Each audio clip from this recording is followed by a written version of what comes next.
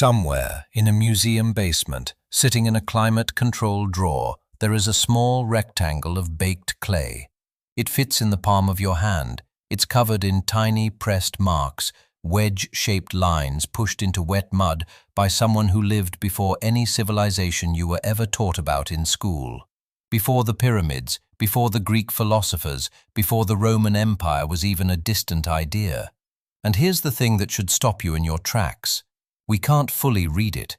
Not because nobody has tried, not because the technology doesn't exist, but because whatever system of thought, whatever world, whatever way of organizing reality produced that tablet, it is so far removed from everything that came after it that our best scholars, armed with the most powerful computational tools ever built, are still standing at the edge of it, squinting into the dark. That's what this is about. Chapter the 3rd, the oldest writing on Earth, and the uncomfortable truth that a significant portion of it remains untranslated, undeciphered, or deeply contested. Some of it may never be fully read, not in our lifetimes, maybe not ever. Now, before we go any further, there's something important to say about how we're going to handle this, because this is a subject that attracts a lot of noise. There are people who will tell you the oldest tablets describe ancient astronauts or lost civilizations, or gods who came from another planet and engineered the human race. That framing is everywhere online, and it sounds exciting, and it is designed to sound exciting, but it's not what the evidence shows. What the tablets actually say when we can read them is genuinely fascinating enough on its own. We don't need to dress it up. So throughout this, we're going to be careful to separate what the tablets literally contain from what various people, ancient, medieval, and modern, have claimed they contain. Where something is genuinely uncertain, we'll say so. Where something is speculation, we'll call it speculation. Where something is well established, we'll stand on that ground confidently. The real story is strange enough because the oldest writing does feel, in a very specific and documentable way, like it points to a world before us. Not before humans, but before the version of human civilization we recognize. Before literacy was widespread. Before writing was used for literature or religion or law. Before it was used to tell stories at all in the way we think of stories. The earliest tablets are not poetry, they are not myths, they are not prayers. They are, for the most part, administrative records, lists of grain, counts of animals. Marxers say, essentially, this many jars of oil went to this place. And yet surrounding those mundane records, woven into the deeper layers of the archive, there are things that resist translation entirely. Scripts that have been studied for over a century and still haven't yielded their structure. Languages behind languages, systems of symbols that may represent sounds, or may represent concepts, or may represent something in between that we don't have a clean category for anymore. That is what we're walking toward tonight. If you're listening to this to unwind or fall asleep, that is genuinely why I make these. So, if that's you, follow along. Let the strangeness of ancient clay carry you somewhere quiet. And if you feel like it, leave a comment and tell me where you are and what time it is there. I look at those comments, and it's always something that gets me. Someone in Melbourne just getting their morning coffee. Someone in London drifting off at midnight. Someone in Sao Paulo in the middle of the afternoon. All of us somehow listening to the same piece of ancient mystery at completely different moments of the same shared day is one of the stranger and better things about making this kind of content. Tell me your city and your time. I genuinely read them. Also, if you want to listen without ads and without background music, I put the full audio version on Spotify. Clean and quiet. The link is in the description. It's the version I'd listen to myself, honestly. So, the oldest writing on Earth. We're going to start before the tablets themselves, back when the idea of writing was just barely becoming an idea. We're going to move through the clay archives of Uruk, one of the first true cities, and then to a specific tablet found near the ancient site of Kish that some researchers argue is the oldest written document yet discovered, though that claim, like most claims in this field, is more complicated than it first appears. We're going to look at who could actually read these early texts and what it cost to learn. We're going to look at what happens when pictures slowly over centuries stop looking like what they represent. And then we're going to spend serious time with the scripts that still haven't given up their secrets. Proto-Elamite, the indescript, linear arreal scripts studied by real scholars that remain genuinely undeciphered. Not for lack of effort, not for lack of intelligence, but because the distance between us and whoever pressed those marks into wet clay is in some deep way almost incomprehensible. Almost. Let's see how close we can get. Here is something worth sitting with before we go any further. When most people think about the invention of writing, they picture someone sitting down and deciding to record language. A kind of ancient breakthrough moment, a person with a reed and a surface and an intention to preserve words for the future. That picture is almost entirely wrong. Writing didn't start as a way to capture language. It started as a way to track things. And the gap between those two purposes is enormous, and it matters enormously for understanding what we're actually looking at when we look at the oldest marks human hands ever made. First, though, we need to be careful about a line that archaeologists and linguists argue about constantly. The line between writing and what researchers call proto-writing, because not every system of marks is writing in the full technical sense. And the distinction isn't pedantic, it changes what we think we know. Full writing, in the strict definition, is a system that can encode language. It captures the sounds or the words or the grammatical structures of what a speaker would actually say. You can read it aloud and it sounds like speech. Modern English text works this way. So does cuneiform eventually. So does the hieroglyphic system of Egypt. But proto-writing is something different. It conveys information through symbols without necessarily encoding language directly. It communicates quantities, categories, identities, instructions, but it doesn't follow the grammar of any spoken tongue. You can extract meaning from it, but you can't necessarily read it out loud as a sentence. It points at the world rather than transcribing what someone would say about the world. And the reason this distinction matters so much is that the earliest marks we have from Mesopotamia sit exactly on this uncertain border. Some researchers classify them as writing, others call them proto-iting. Some argue the line itself is too rigid. The writing didn't flip on like a switch, but evolved gradually from one mode into another over centuries, with no clean moment where it crossed over. That argument has a lot of weight behind it, and it's worth keeping in mind as we move through the evidence, because some of what gets called the oldest writing in the world is, depending on how strict your definition, is not quite writing yet.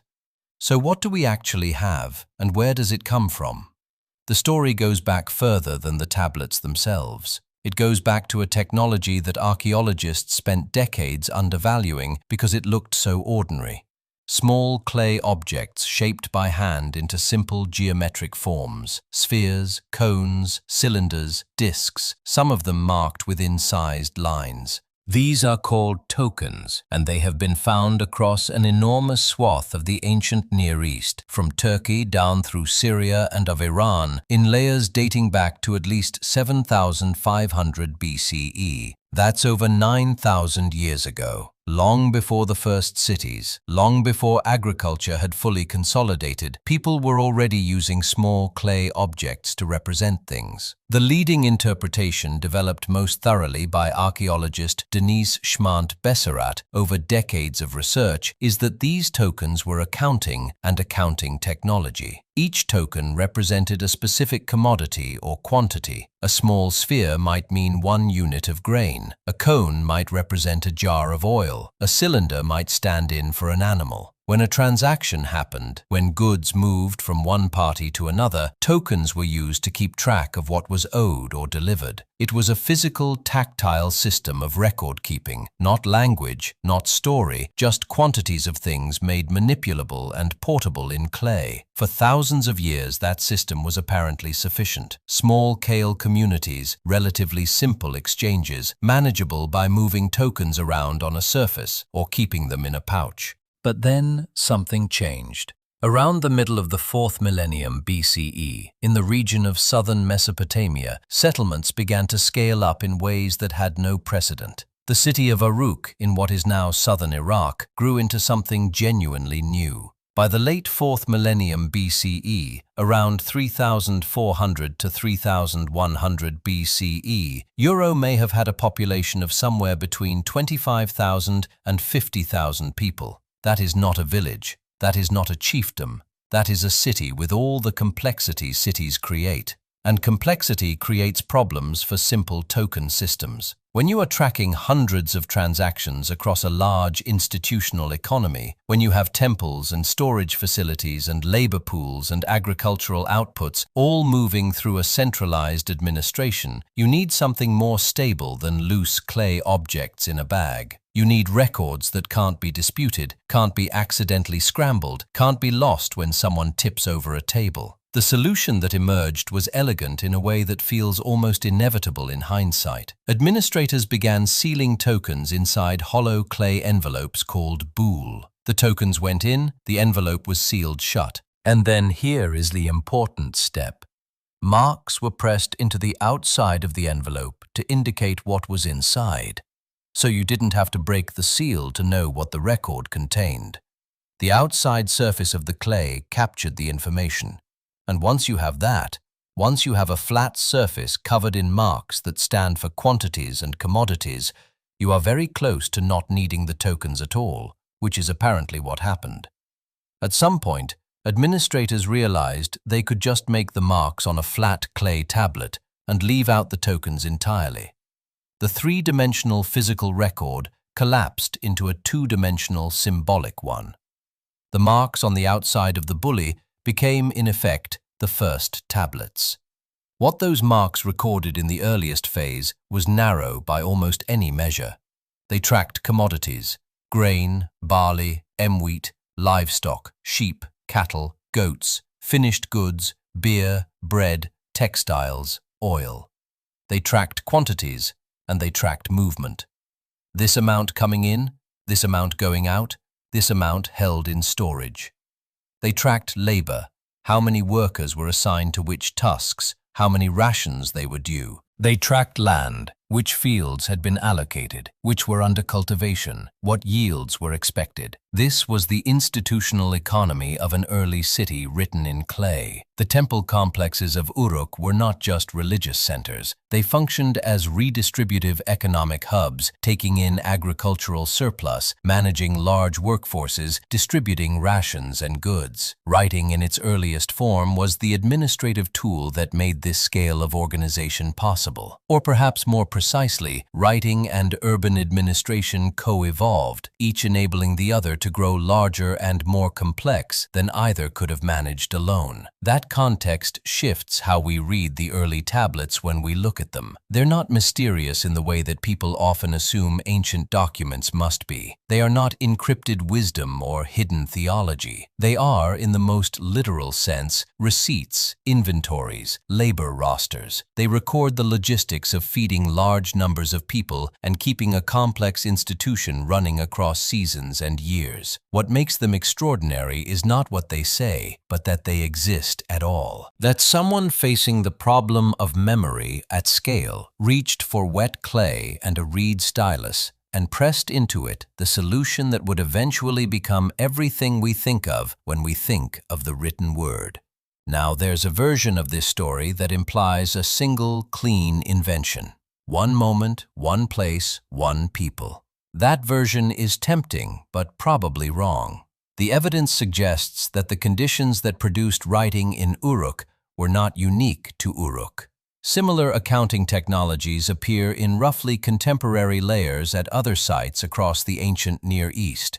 Proto-Elamite writing, which we'll spend serious time with later in this story, emerged in what is now southwestern Iran at approximately the same time as the earliest Uruk tablets, around 3100 BCE, CE, possibly even slightly earlier. Whether these systems share a common ancestor, whether one inspired the other through contact, or whether complex accounting just tends to produce similar solutions when similar institutional pressures are applied, that question is still genuinely open.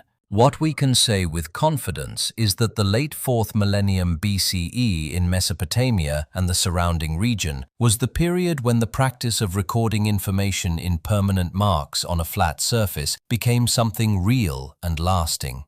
Before 3400 BCE or so, there are tokens, there are tally marks, there are symbols pressed into pottery. After 3100 BCE, CE, there are tablets, hundreds of them from Uruk alone, and scattered among those tablets a smaller number of objects that push the threshold even earlier, or that challenge our clean categories for what writing even is. One of those objects was found near the ancient site of Kish, and it may, depending on who you ask and which arguments you find more convincing, be the oldest written document ever discovered. To see what this looks like on the ground, we have to walk into one specific place and time, southern Mesopotamia, around 3400 to 3000 BCE. The city of Uruk, known today as Warka in Iraq. In the middle of that city, a dense cluster of monumental buildings that archaeologists call the Anna Precinct. The period was waiting thick mud brick walls, courtyards, storage rooms, platforms, altars, columned halls. This is not a quiet temple in the modern sense. It is a combination of religious center, administrative headquarters, and economic engine. This is where most of the world's earliest tablets come from. When excavations began there in the late 19th and early 20th centuries, teams were not looking for paperwork. They were interested in big, impressive architecture, carved stones, statues, anything with obvious display value. But as they dug through the later layers around levels 4 and 3 in the archaeologists' stratigraphy, they kept finding small, flat objects of fired clay, often broken, often clustered together in what looked like ancient waste deposits. It turned out they had uncovered an archive, not a library of literature, an archive of administration. If you could hold one of these protoform tablets from Uruk IV in your hand, the first thing you'd notice is how unbook-like it is. They're often palm-sized rectangles or squares, sometimes with a slight lens shape where the clay was pinched and smoothed between someone's fingers. The surface is divided by light rolling into columns, sometimes into rows, straight lines drawn with an edge or a string, turning a patch of mud into something like a spreadsheet. Within those ruled spaces, the signs themselves are still pictures, or at least they started that way. You see a crude drawing of a head, a jar, a fish, a sheath of grain, an animal's body in profile. Many are stylized beyond easy recognition, but if you compare them to later Sumerian pictographic lists, the connections become clearer. This shape stands for barley. That cluster of wedges stands for sheep, another for ration, another for worker, another for a particular kind of garment. Alongside the pictorial signs, and often taking up most of the tablet, are number systems, plural. The later scribes did not have one universal set of numerals. They used several overlapping metrological systems, each tailored to different categories of things. One way of writing numbers for counting discrete animals, another for volumes of grain, another for capacities of beer jars or lengths of cloth or surface areas of fields. This is part of what makes the early tablets look so alien. A single mark that looks like a small circle or a series of strokes can mean wildly different quantities depending on context. On one tablet, it might mean 10 sheep. On another, the same looking mark in a different numerical system might mean 30 liters of barley. The scribes knew the code. We're still reconstructing it numerical system by numerical system, like trying to learn several measurement languages at once. Despite the complexity, patterns emerge quickly when you read enough of these pieces of clay. The content repeats over and over in slightly different formats. Grain rations issued to groups of workers, list of people, sometimes identified by names, sometimes by titles or roles, and the amount of barley or beer they are assigned. Inventories of livestock belonging to the temple, so many sheep, so many goats, so many cattle, records of textiles produced by specific workshops, numbers of cloaks, tunics, specialized garments perhaps for particular ceremonies or for export. You see tablets where each column is a category of goods, each row a person or a workshop. Column 1, name or job. Column 2, number of days worked. Column 3, amount of grain due as payment. Column 4, beer rations. Column 5, notes. 4. Beer rations. Column 5, notes about status, female workers, children, dependent laborers. There are tablets that appear to track deliveries of fish or reeds or timber to construction projects in the Anna precinct itself. All of this is astonishingly prosaic. It is also, in its own way, intimate. The oldest writing we have does not begin with kings boasting or priests speculating about the gods. It begins with anonymous clerks recording that so-and-so received 2 salah of barley and 1 jar of beer on this day, that such and such workshop delivered 12 finished garments, that a herd contained 53 sheep at the last count. And yet, even when we can identify the broad category, a ration list and inventory, a tally of workshop output, the details frequently resist us. Part of the difficulty is physical. The script is not standardized yet.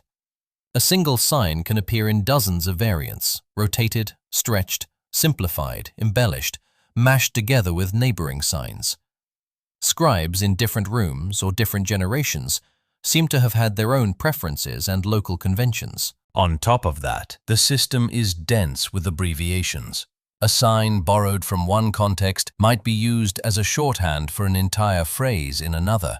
A mark that originally depicted a jar might in a labor text stand for ration or for a standard unit of pay or for issued from storehouse, all without any explicit explanation. Over time, repeated combinations of signs became bundled into compact ligatures. To the people who learned this system as an apprentice craft, those compressions saved time. To us, they hide meaning. There is also a layer of bureaucratic jargon that was probably opaque even to many people living in Uruk at the time. Technical terms for grades of grain, for cloth qualities, for job categories inside the temple organization, esoteric labels for ranked personnel, specialized occupations, perhaps nicknames for particular work gangs or administrative units. Some of those terms evolved into well-known Sumerian words in later centuries where we can catch them and pin them down.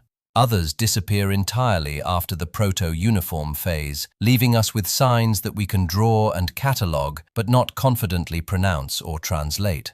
So we stand in an odd position. We can look across thousands of tablets from the precinct and say with good evidence that they are about grain, beer, textiles, livestock, personnel lists, workshop outputs. We can often read the numbers, we can sometimes read the commodity labels, we can occasionally pick out personal names, especially when they survive into later periods. But the connective tissue, the bureaucratic terms of phrase, the internal shorthand of a large, late UK institution, that world of nuance is only partially accessible. From a distance, the archive is clear. This was a machine for managing an urban economy. Up close, at the level of individual signs and phrases, the writing feels like something from another planet. Familiar objects, grain, beer, sheep, wrapped in a symbolic system that is neither quite language nor quite pure numbers. A script halfway between pictures and words, already specialized, already professionalized, already operating inside a hierarchy that has left almost nothing of itself behind except these difficult, beautiful receipts, baked hard in the fires of 4,300 years. And sitting just beyond these carefully ruled tablets, in roughly the same centuries, is another object from another site that complicates the story of thirsts even further. A small stone plaque from near Kish, whose status as the earliest writing is still being argued over today. The plaque from Kish is one of those objects that looks simple until you start asking it hard questions. It was found not in Uruk, but hundreds of kilometers to the northwest, near the ancient city of Kish in central Mesopotamia, in a grave.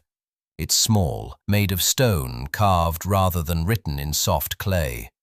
On one face you see a human figure, probably a ruler, standing with a bow or staff. Around and above that figure, a handful of tiny, incised marks that are not pictures in any obvious sense. To some eyes, they look like early ununiform, to others, like decorative scratches. That disagreement has never fully gone away. The reason people care so much is timing.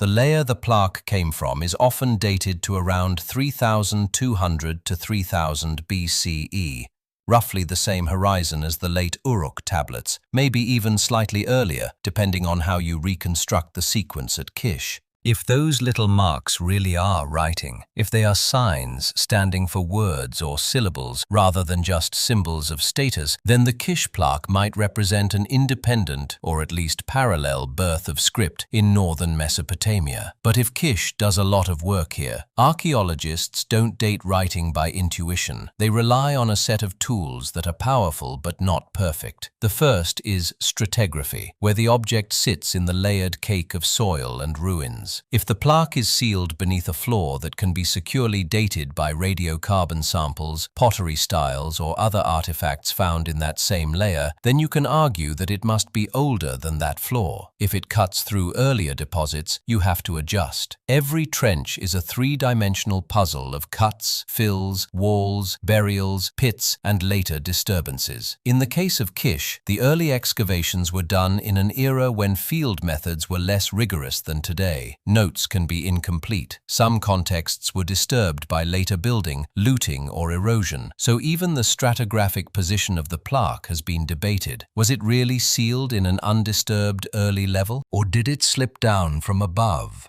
get reworked into the grave from a later layer? The second dating tool is association. What else was found with it? Pottery is especially useful because ceramic styles change quickly and have been carefully charted across the region. If the grave goods around the Kish plaque match a pottery assemblage that in dozens of other well-dated sites belongs around 3000 BCE, that gives you a strong relative date. If the associated artifacts are mixed, some older, some younger, the picture gets muddy fast. The third tool is paleography, the study of scripts themselves as they change shape over time. Later canform signs have known life histories. We can see how a particular wedge pattern in 2600 BCE evolved from a pictographic ancestor in 3200 BCE.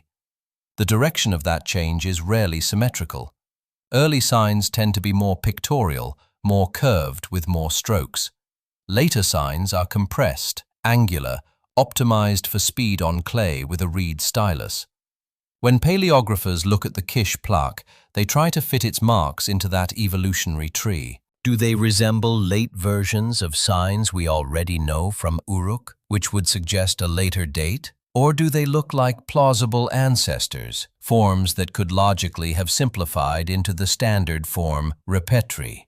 Different specialists reach different conclusions. Some argue that at least one of the marks could correspond to a known sign for king or a personal name element. Others see no stable match at all and warn against forcing resemblance into data it doesn't belong in. This is where the phrase, "the oldest writing," starts to crack, because Uruk is not the only place where early administrative marks show up. While the Jana precinct gives us thousands of proto-conform tablets from around 3400 to 3100 BCE, there are contemporary or slightly later finds at Gemdet Naza, at Shurupak, at Toluca, at Susa, across the border in what is now Iran. Some of these sites use scripts clearly descended from the Euro system. Others, like the Proto-Elamite tablets at Susa, follow their own path with sign shapes and number systems that are only partly related, if at all. At the same time, in Egypt, labels and tags with early hieroglyphs appear on grave goods in Aidus and Nikkada, perhaps as early as 3300 to 3200 BCE.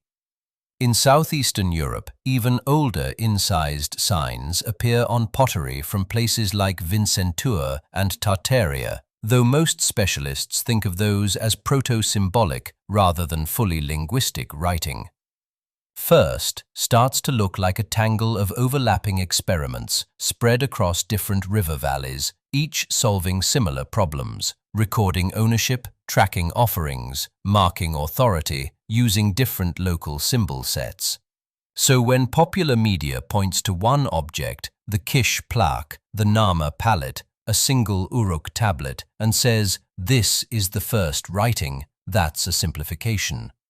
What we actually see is a century or two in which multiple communities in Mesopotamia and beyond are pushing clay, bone, stone, and ink toward more stable, conventionalized sign systems. Some of those experiments became long live scripts, others dead-ended, leaving behind a handful of enigmatic pieces. And under all of this is another, quieter problem. We haven't actually studied everything that's already been dug up. Early excavations across Mesopotamia recovered tens of thousands of tablets and inscribed objects. The most famous are photographed and pored over. But many more early pieces, especially small fragments or tablets with very few signs, sit in museum storerooms in Baghdad, London, Berlin, Istanbul, Philadelphia, and dozens of smaller collections. Some remain entirely unpublished, known only from old field inventories. Others are published in black and white line drawings from a century ago, without modern photographs or 3D scans. A broken tablet with 3 faint signs might have been catalogued as "Illayable Fragment" in 1910 and never revisited. Today, with better imaging, that same piece might prove to be part of a very early level or carry an unusual sign variant that tightens the dating of a whole sequence. We don't know how many such early objects there are exactly. Estimates vary, but it is safe to say that thousands of proto-uniform and early ununiform fragments have not yet been analyzed in detail with modern tools. Security issues, funding constraints, the sheer labor of reading and publishing clay, these all slow the process. Some material is inaccessible because of war or political instability. In those cases, even knowing what's there relies on decades-old excavation reports. This is the grounded mystery at the heart of the first writing story. The answer may already exist, in part in dusty drawers and crowded shelves, in fragments that have not been matched, in contexts that haven't been re-evaluated with current methods. The Quiche plaque might represent a local scribal tradition that never took off. It might be a descendant of Uruk writing misdated by early diggers, or it might sit on the blurry line between decorated object and text, reflecting a moment when people were still experimenting with what marks on the surface could do, until the scattered pieces are brought into clearer focus. The first will remain plural, a cloud of possibilities more than a single point. And inside that cloud, another question waits. Even if we can place these early signs in time and space, who exactly was able to read them? Whoever they were not many. By the time we can see them clearly in the slightly later city-states of southern Mesopotamia, they call the place where they learn their craft the aduba, the tablet house. It's not a school in the modern sense, with a broad curriculum and rotating teachers. It's a workshop of memory. A place where a handful of children, almost always boys, from families with something to administer, are taken aside and drilled, day after day, into the strange new habit of turning speech and number into marks on clay. Their training does not begin with literature, it begins with lists. An apprentice sits with a lump of damp clay and a copied model tablet. The first exercises are simple. Rows of vertical wedges, then horizontal ones, then diagonals over and over until the hand learns the feel of the stylus and the eye learns what counts as a correct sign. Then come the basic numerals, the counting systems for grain, for animals, for jars of oil, each with its own numeric series. Then comes sign repertoires, standardized lists of professions, place names, kinds of livestock, cereals, fish, textiles, metals, containers. We actually have some of these school texts. A little tablet filled with the names of trees in no particular story, just item after item. Another that lists personal names. Another that moves through a progression. Simple signs on one side, more complex compounds on the other. In some you can see the teacher's neat, compact script on one line and the student's clumsy imitation beneath it, wedges pressed too deep or at the wrong angle. This is what it meant to learn to read and write in the first cities, not absorbing a language that you already spoke, but memorizing a code that condensed a whole economic and social system into a finite set of marks. A competent scribe had to hold hundreds of signs in memory, know which number system to use for which commodity, understand the order in which information was supposed to appear on a tablet, date, place, who gave what to whom, under whose authority. The tools of the trade were simple, but they mattered. The basic instrument was a stylus, usually a cut reed, its tip trimmed to make a triangular cross-section. Pressed into soft clay at different angles and depths, it produced the characteristic wedge impressions that give cuneiform its modern name. Earlier, more pictorial stages of writing sometimes used pointed or rounded tools to draw lines and curves. But as the system standardized, speed and repeatability won.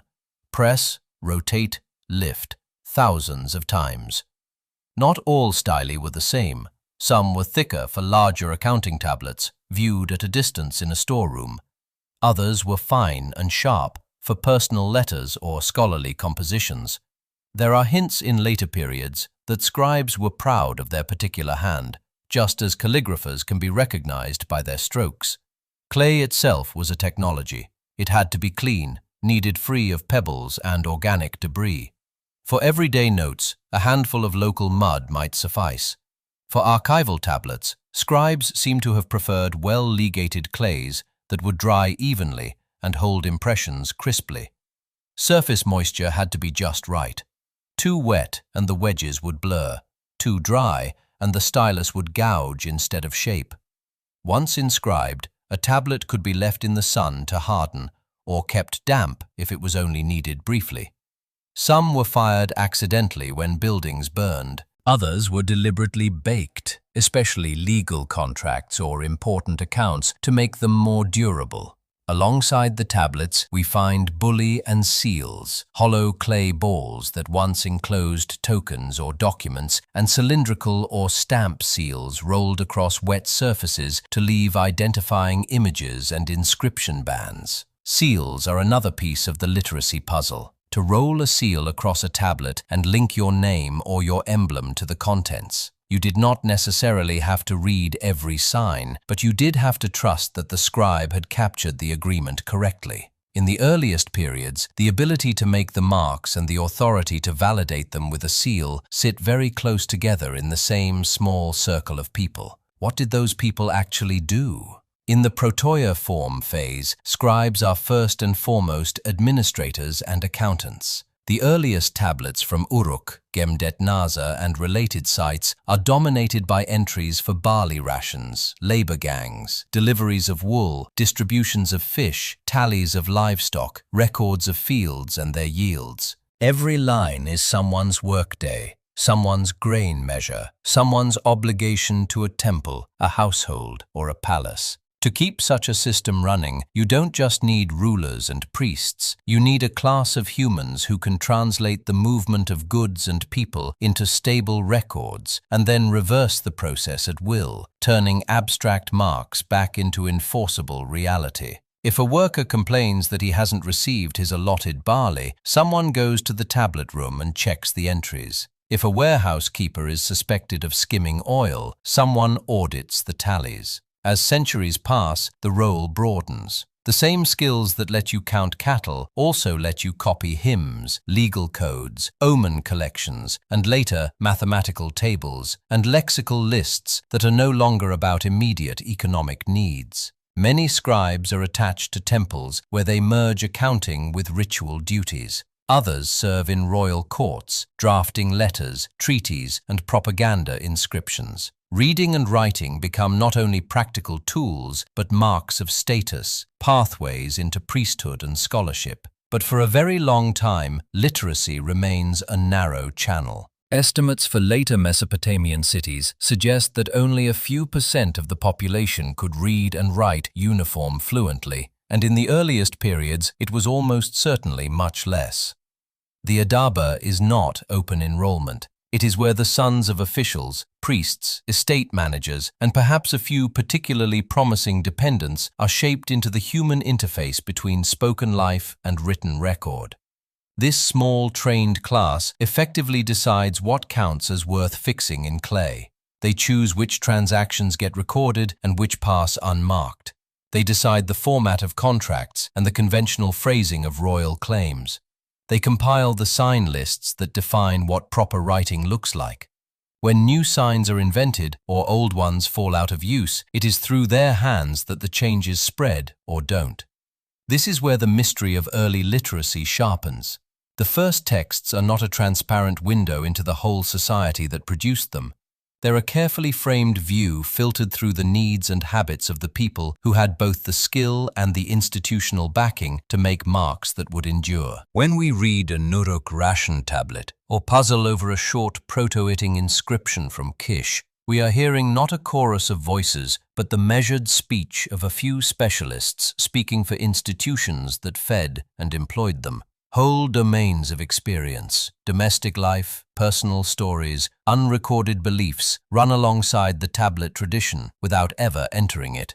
So when we ask what the oldest writing on earth has to tell us about a world before us, we also have to ask whose world exactly made it onto the clay and who, standing in the tablet house with a reed in hand, decided where the line between silence and inscription would fall.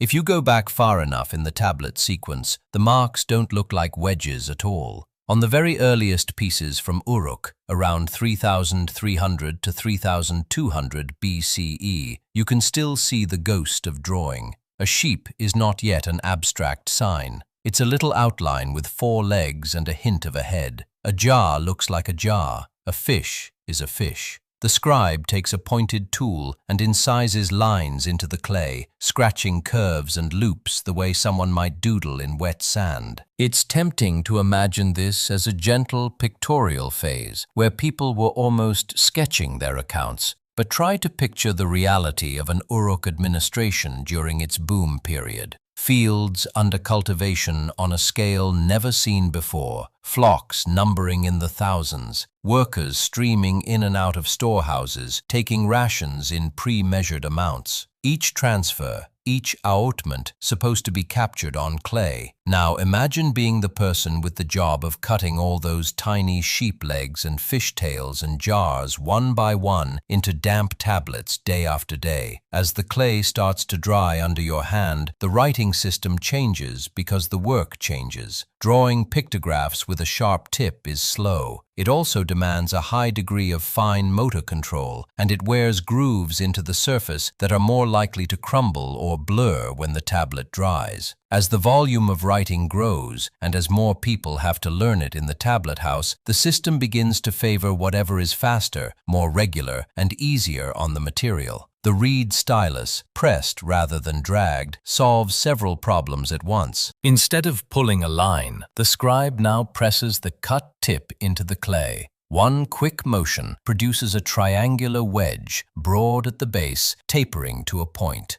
Turn the stylus and press again, and you get a wedge at a different angle. Combine 2 or 3, and you can still evoke the old picture, but in a much more economical way. Over a few centuries between the later and early dynastic periods, this preference hardens into a convention. Curving incisions give way to combinations of straight wedge-based strokes. You can see it clearly if you compare early and later versions of the same sign. The rounded cow's head that once clearly showed horns and muzzle collapses into a set of angular impressions. The jar becomes a rectangle partially filled with wedges. The fish loses its outline and survives as a characteristic cluster of strokes. At the same time, the whole script rotates. In the very oldest tablets, signs are usually written in columns, top to bottom, and the direction of the strokes reflects that orientation. By around 3000 to 2800 BCEE, the standard has shifted to horizontal lines going left to right, and the signs themselves have been turned 90 degrees to match. What used to be the top of the sign becomes its side.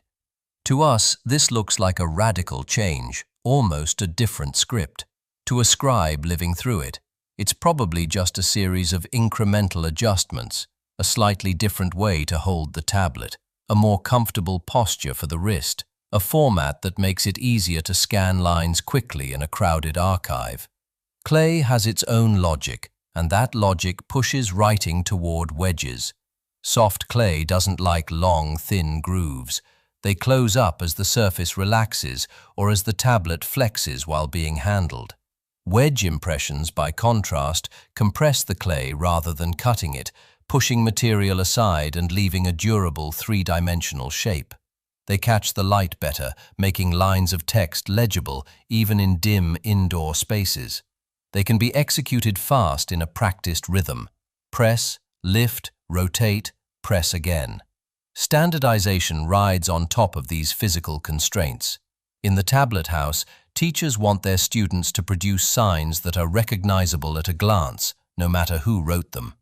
Pictorial variety becomes a liability. Two different scribes might draw a sheep very differently, but a sequence of 3 wedges at fixed angles is much harder to misread. Sign lists begin to codify not just which signs exist, but what a correct version looks like. As the shapes settle, something else happens. The old pictures loosen from the things they depict. Initially, a sign is closely tied to one reference. The sheep picture means an actual sheep or a unit of sheep. The barley sign means barley. But administrators are constantly pushing the system into new domains: abstract categories, verbs, names, grammatical particles. You can't keep inventing new pictographs for all of these. Instead, scribes start reusing existing signs in more flexible ways. The sign that once meant barley, for example, can be borrowed to write the word for ration because barley is the standard ration. Then it can also be borrowed for the syllable that sounds like that word, regardless of what is being talked about. A picture that began as a thing becomes a sound. The sign acquires what linguists call a phonetic value. This is where polyvalence enters the story. Polyvalence means that one sign can have multiple possible readings. It can stand for a whole word, a log, for a syllable or group of sounds, a phonogram, or function as a classifier that hints at the general category of the word that follows a determinative. Which one is intended depends on context, the other signs around it, the type of text, the habits of the particular scribal tradition. From the perspective of someone learning to write, this is powerful. A finite set of signs, each with a bundle of values, can be combined to spell out thousands of words. You no longer have to invent a new mark every time you need a new concept. From the perspective of someone trying to decipher those texts 5,000 years later, it's a nightmare. Later, Babylonian and Assyrian scribes lived inside this polyvalent system. They inherited long lexical lists that told them for each sign its different uses and pronunciations. They copied bilingual word lists that match Sumerian logs with Adian sound values. They could look at a tricky sign in an old Sumerian hymn and know from their schooling that here it should be read as a word, there as a syllable, somewhere else as a silent classifier. We do not have all of those aids. Modern scholars reconstruct them from whatever survives. Scattered school tablets, signless, baked by chance in city fires. Late commentaries. For many common signs, the system is reasonably well understood. For rarer signs, or for early transitional tablets, where the pictographic heritage is still strong and the phonetic system not yet fully developed, the ground is less firm. A single sign on a proto-uniform tablet from Uruk might be the picture of an object, a protologue for that object, an early attempt to write a sound, or a bookkeeping convention we simply haven't recognized. Sometimes the same cluster of wedges appears in a context that obviously involves grain. Elsewhere, the same shape shows up in a string of personal names. Is it being read as barley, as ration, as the sound of part of a name, or all three at once? Ancient scribes could in principle trace these layers back. Their training bound them to a living chain of practice that stretched across centuries. They read archival texts that were already old in their own day, and they glossed archaic words in the margins of their exercises. To them, The earliest wedges were not alien marks from a lost world. They were just the old, slightly awkward handwriting of their institutional ancestors. We stand much further away. When we say we can read cuneiform, what we usually mean is that we can handle the mature system fairly well. The standardized script of the later 3rd and 2nd millennia, the period when sign shapes, values, and grammar are comparatively stable. As we move backward toward the moment when pictures are turning into wedges and sound is being layered onto symbol, the certainty thins. The script is still in motion, and there is no single fixed code to break. The shift from pictures to form doesn't just change what the tablets look like. It sets the limits of how far back our understanding can reliably go. At the point where the clay still remembers being a drawing surface, and the signs have not yet settled into their later multi-layered identities, we're often reading through dark glass, guessing at which values the hand that held the stylus intended.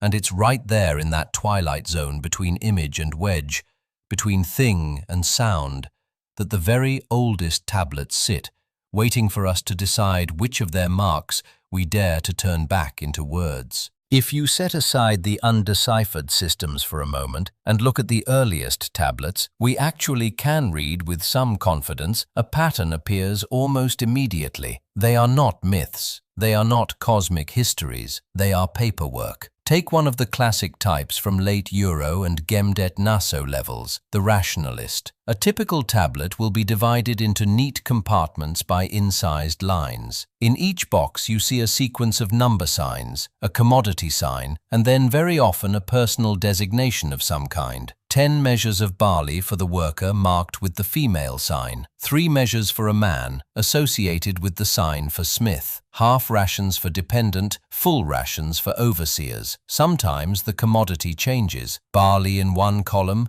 beer in another, oil in a third. The format tells its own story. These are not private notes. They are official allotments, probably handed out from temple or palace storehouses to groups of laborers working on irrigation ditches, fields, or construction projects. Writing in its first secure appearance is a tool of administration. Another very common early genre is the delivery note. These are small, single-purpose tablets that record the movement of goods from one place to another. So many jars of beer received from this brewer. So many sheep transferred to that herdsman. Often the verb is not written out. It is implied by the layout. A heading with the commodity, a total, a list of sub-entries. The physical tablet itself may have traveled with the goods, functioning as a receipt. Some still preserve the hole where a cord passed through, tying tablet and bundle together. Then there are field ottments yield. On these, the main sign you see is not grain, but land. Plots are measured out in units of surface area with numerical notations attached, followed by the names or titles of those responsible. A temple estate is divided into smaller holdings. Individual gardeners, tenant farmers, or dependent of a household are assigned strips of irrigated ground. In later periods, we can sometimes correlate these texts with actual landscapes, but in the earliest, we mostly see the skeleton of the system: number, field, person. Inventories round out the picture. Whole rooms are reduced to sequences of entries: tools, containers, textiles, livestock, 10 copper sickles, 4 axes, 3 adzes, 20 wool garments, 5 linen garments. The tablets don't pause to describe them in any qualitative detail. They care about kind and count. What exists, in what quantity, under whose responsibility. Underneath all of these genres runs a surprisingly sophisticated treatment of number. The scribes of Ura are not simply scratching tally marks. They're switching between different counting systems depending on what they are counting. Grain and flour are measured in capacity units based on standardized volumes of a container. Animals are counted in whole heads with a different repertoire of number signs.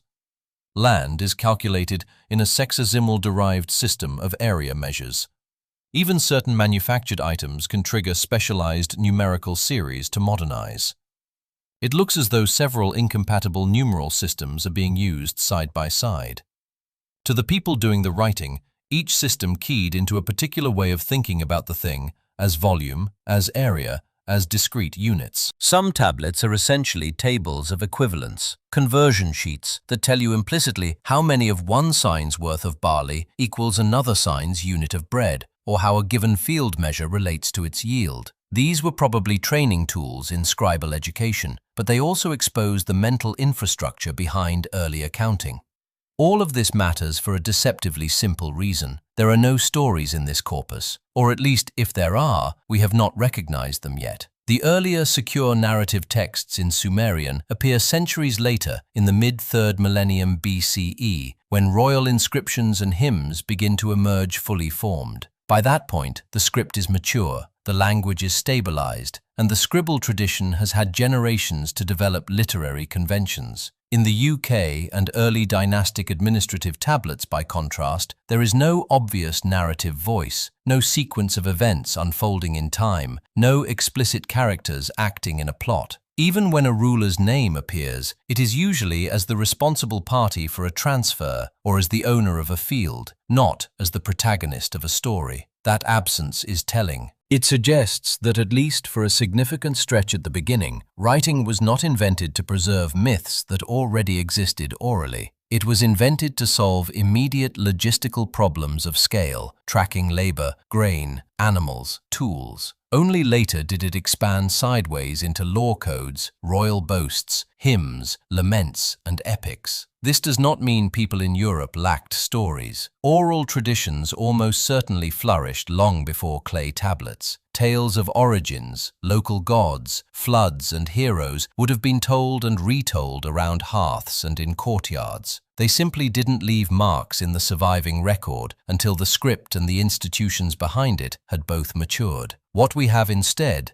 baked in clay, is the pulse of a civilization seen through its ledgers. We can reconstruct the flow of barley from field to granary to worker. We can see herds growing and shrinking with seasons, tools being issued and returned, land being parcelled and reparcelled. We can infer hierarchies of status from ration sizes, detect specialized professions from commodity types, glimpse the outlines of temples and estates through the way their resources are tracked. But the people themselves mostly remain shadows. Thousands of tablets list individuals only by a single name, a job title, or even just a sign that distinguishes male from female, adult from child.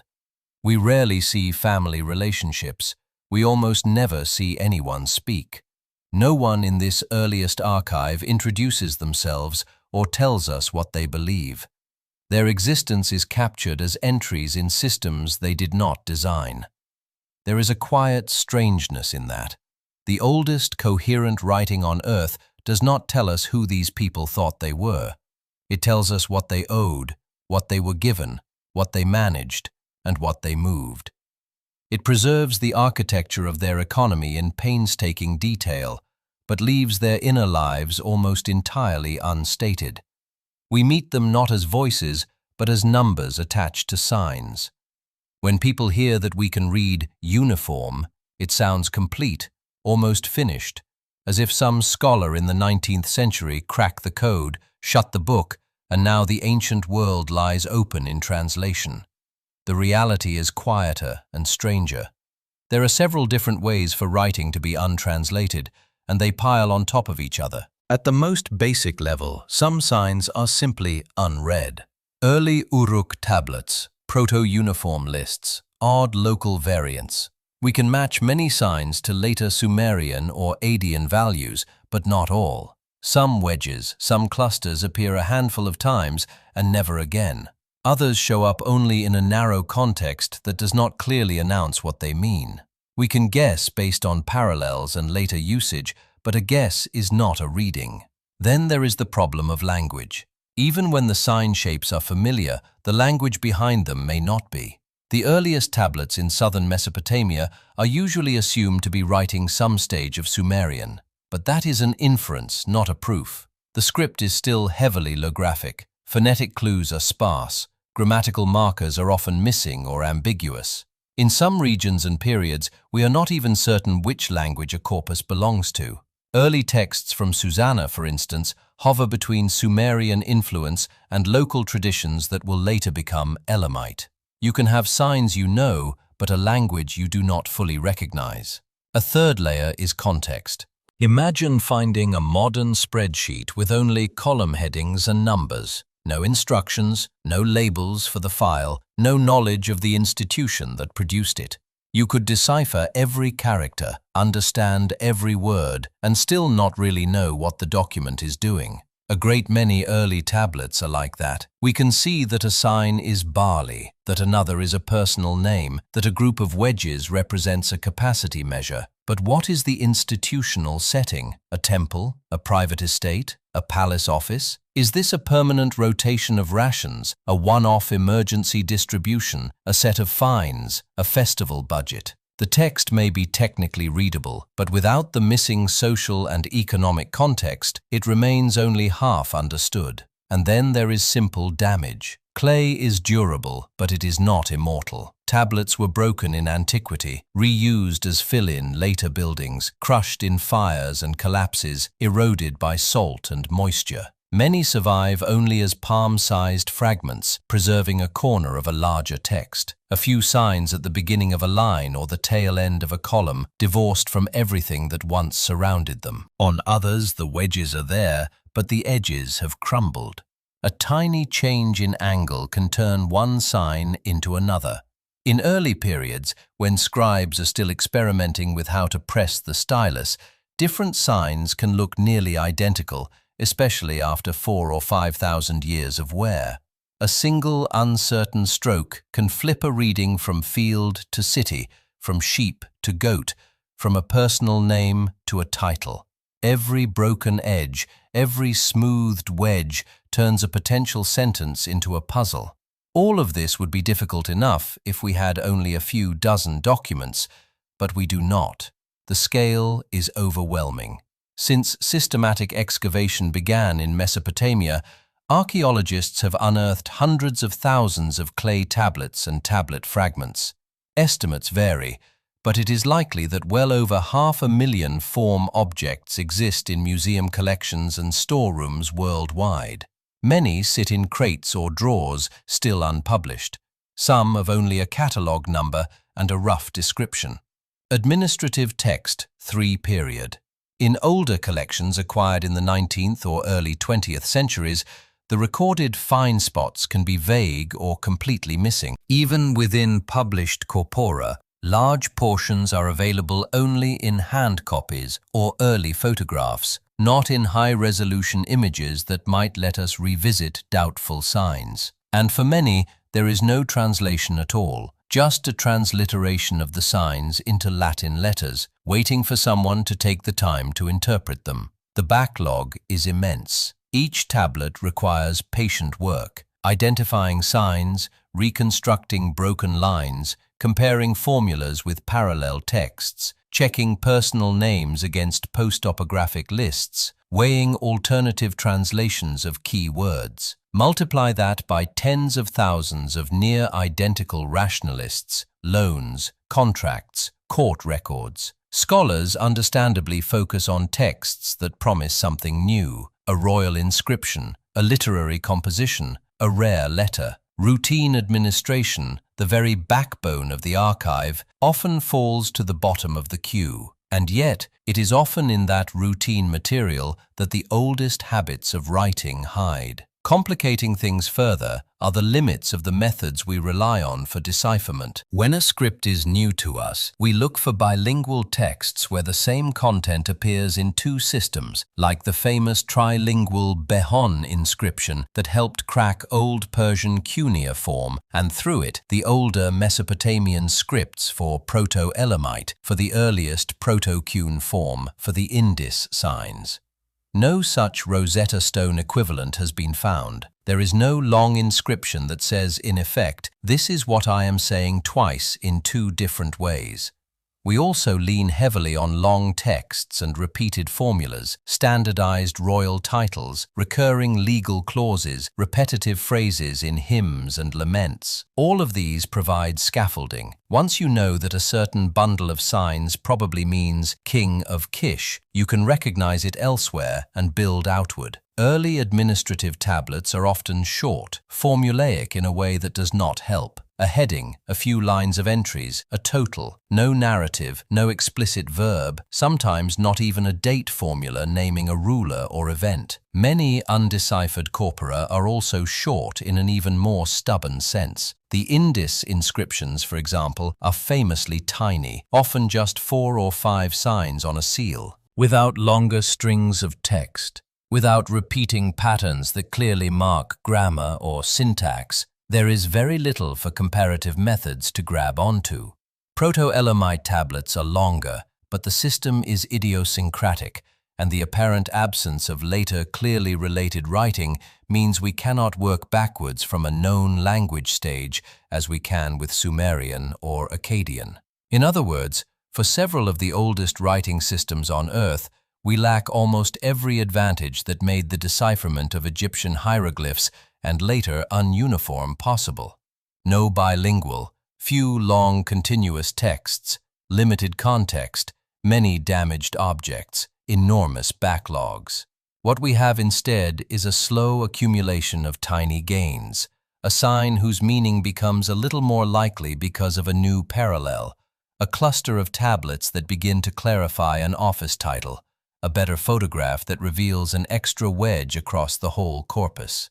Thousands of clay voices remain at the edge of hearing, not entirely silent, but not yet clear. They sit in shelves and cabinets in regional museums and national collections, waiting for methods to improve, for new comparisons to be drawn, for someone to devote years to what looks at first glance like just another list.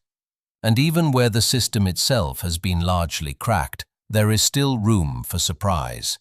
Whole genres, whole ways of thinking that may be sitting in plain sight, technically readable, but not yet truly understood. To see that more clearly, it helps to look at one of the most stubborn cases of all. A script that has been known for more than a century, copied, catalogued, digitized, and still refuses to yield more than fragments of meaning. Proto-Elamite sits just to the east of the better-known Mesopotamian story. While cities like Uruk and Ur were rising in southern Iraq, another urban world was taking shape on the Iranian plateau.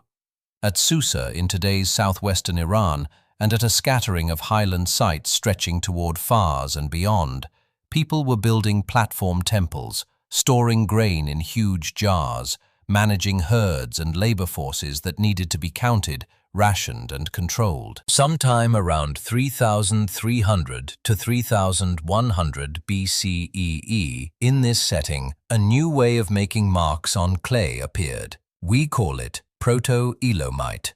Most of the tablets come from Susa, from levels that correspond roughly to the very end of the Uruk expansion and the centuries just after. A few hundred more have turned up at sites deeper in the plateau. Tisork near Kashan, Talimalian in Fars, smaller settlements scattered across what would later be Elamite territory. The dates are imprecise, but the peak of Proto-Elamite use seems to fall between about 3,100 and 2,900 BCE, with some scholars stretching that window into the early 3rd millennium. Then it stops. No long, smooth lineage, no clear evolution into later Elamite writing, just a burst of tablets, then silence. What those tablets are doing, at least on the surface, looks familiar. They are overwhelmingly administrative. List of commodities, tallies of labor, accounts of animals, allocations of grain or oil or beer. Many are dominated by numbers, columns of wedges that represent capacities, weights, head counts. They use multiple numerical systems, just as late Uruk protoform does, different bases for counting animals versus jars versus days.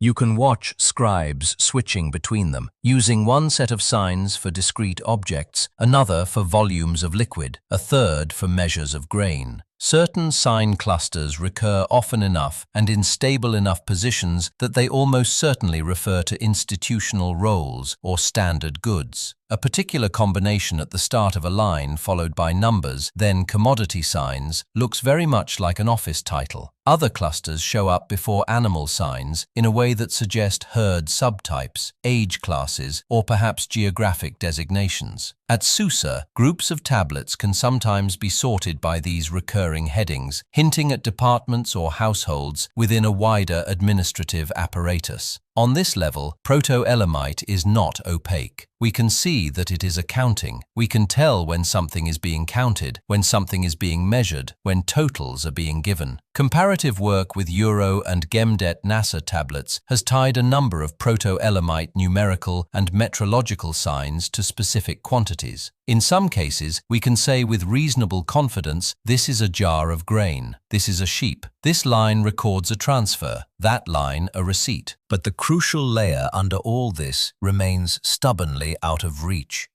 We do not know what language or languages lie behind Proto-Elamite. It is tempting to assume that it writes an early form of Elamite, the language attested much later in the 2nd and 1st millennia BCE at Susa and Anan. Tempting, but not secure.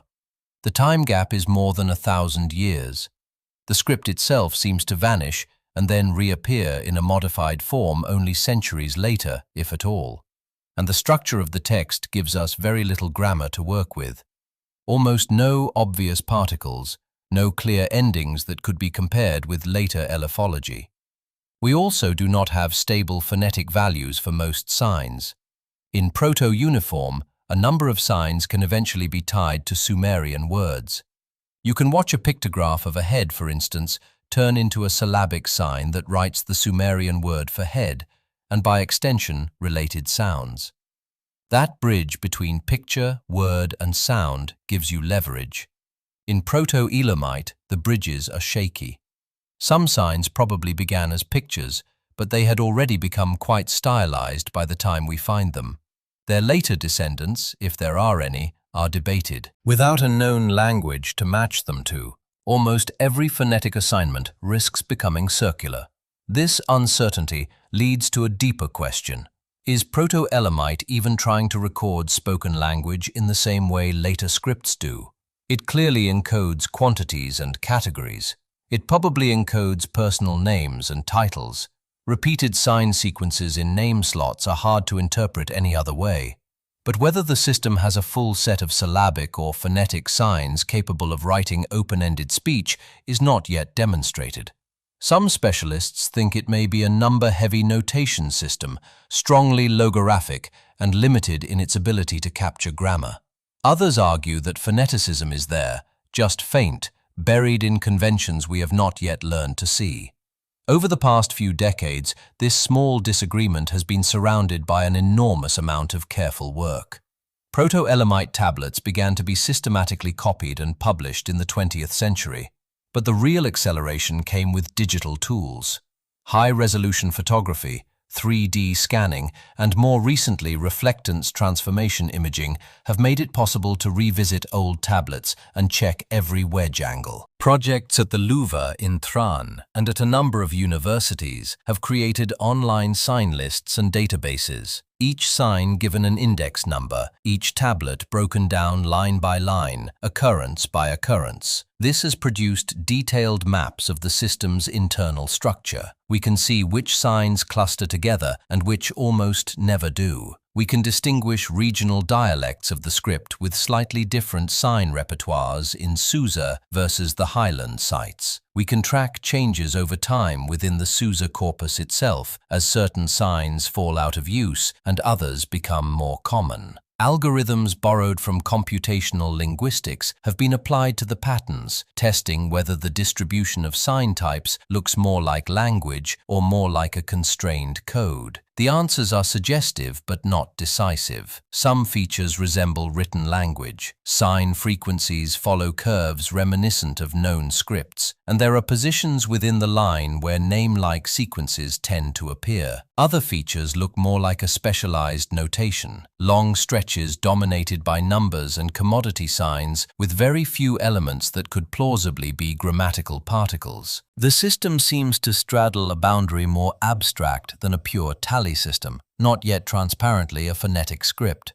What makes Proto-Elamite especially frustrating is that we also lack external anchors. No bilingual inscription has turned up, no Proto-Elamite tablet with a parallel in early form, no later Elamite royal text that clearly reuses the old signs. There is no Behiston for this script, no Rosetta Stone equivalent, and the corpus, though substantial, is still modest. A few thousand tablets, many fragmentary, most extremely repetitive. There are patterns, but not enough variation to pin those patterns to definitive meanings. As a result, even the best supported readings tend to be probabilistic. A certain sign cluster almost certainly marks an official. This numerical sequence probably expresses a capacity measure close to so many liters that column heading is very likely a term for a herd or a work group.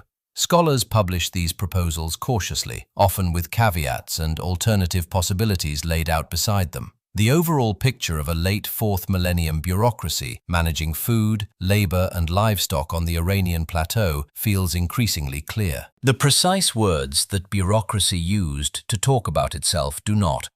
There is no conspiracy in this, no hidden translation kept from public view, just a set of hard limits, a script that died young, leaving no long historical inscriptions, no hymns or myths or royal boasts to cross-check.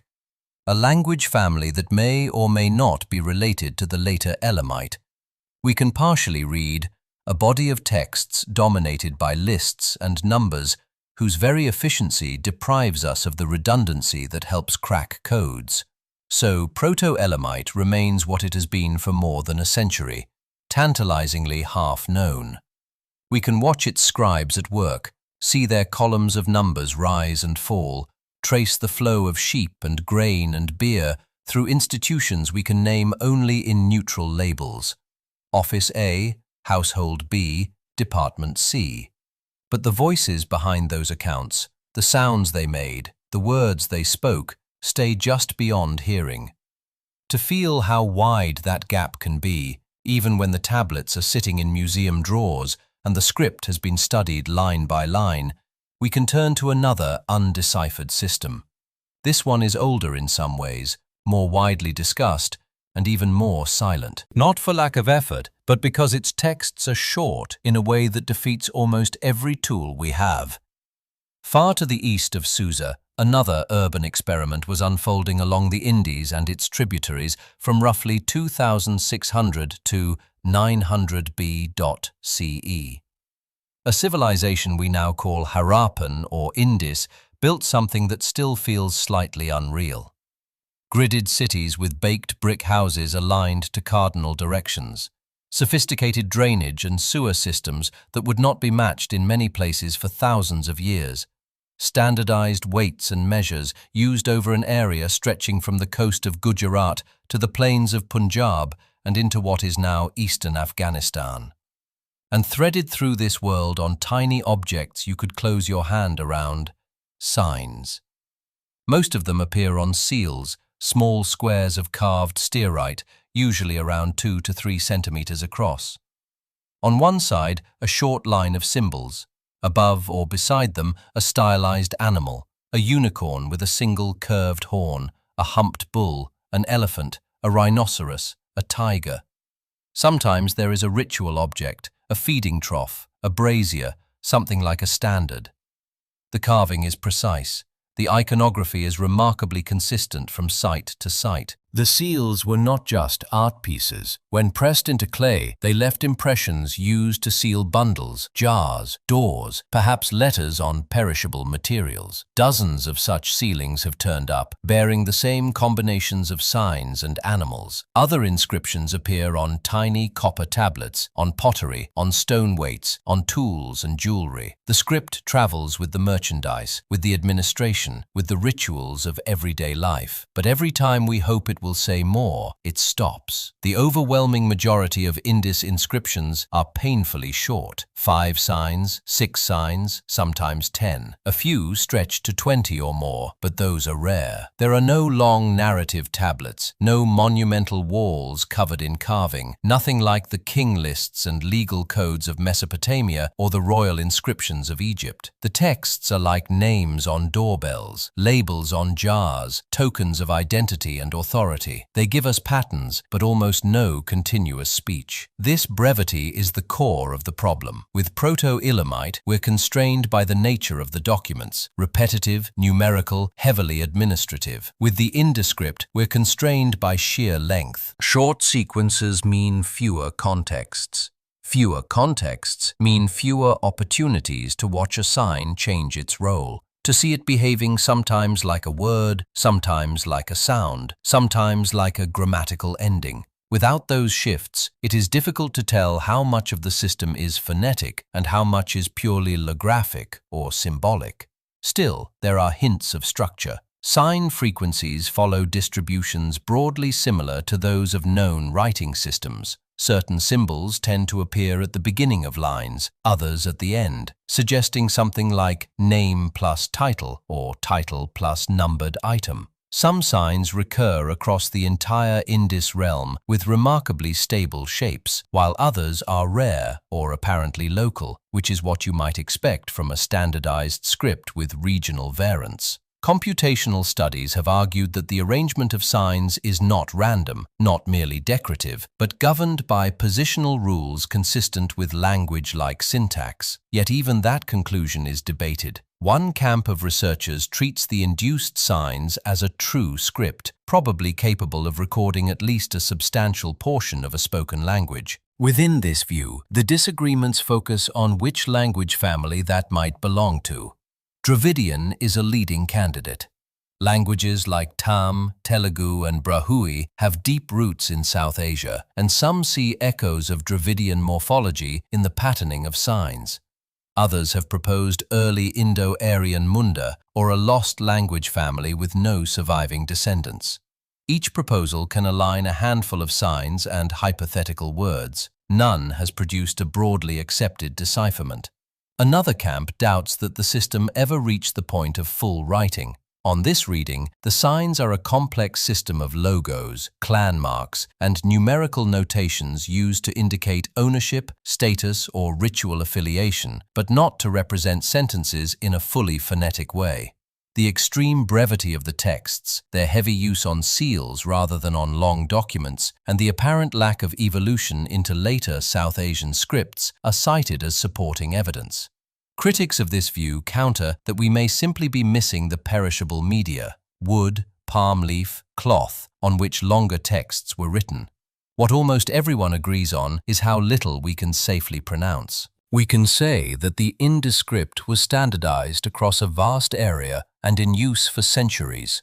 We can say that it was tied to an urban network with high levels of craft specialization, trade, and social organization. We can map which signs travel together with which animals, which types of objects, which layers of particular sites. But when we try to read these sequences aloud to give them stable sounds and meanings, the ground drops away. There is no bilingual inscription linking Indus signs to another known script, no later tradition clearly preserving Harappan myths or royal names we can back project. When the urban phase of the Indus civilization wanes after about 1900 BCE, the script vanishes with it. Later writing in the subcontinent, the Brahmian Kosti scripts of the mid-1st millennium BCE shows no straightforward descent. The result is a peculiar kind of silence. We stand inside the ghost of a civilization that laid out cities with mathematical care, monitored weights to fine tolerances, and moved goods over thousands of kilometers. And we hold in our hands its official seals. We can feel the wear on their edges, see the polish of repeated handling, trace the carved lines of its signs. We know they mattered. We just do not know what most of them say, or even whether they were ever meant to capture language in the way we expect writing to do. If Proto-Elamite frustrates us with half-read ledgers, the end script taunts us with something smaller and stranger. A few hundred distinct symbols, arranged in thousands of tiny, disciplined bursts, just long enough to prove there is a system, never long enough to let it speak. Move the map west across Iran, past Mesopotamia over the Ayan.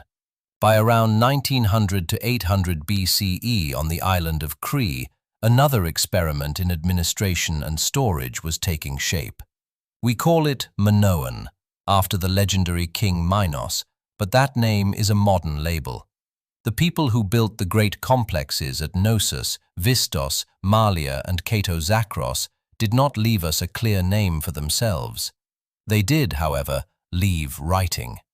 From roughly 1800 to 450 BCE, Crete's palace centers kept archives of clay tablets, nodules, and ceilings. Storerooms filled with pathoi.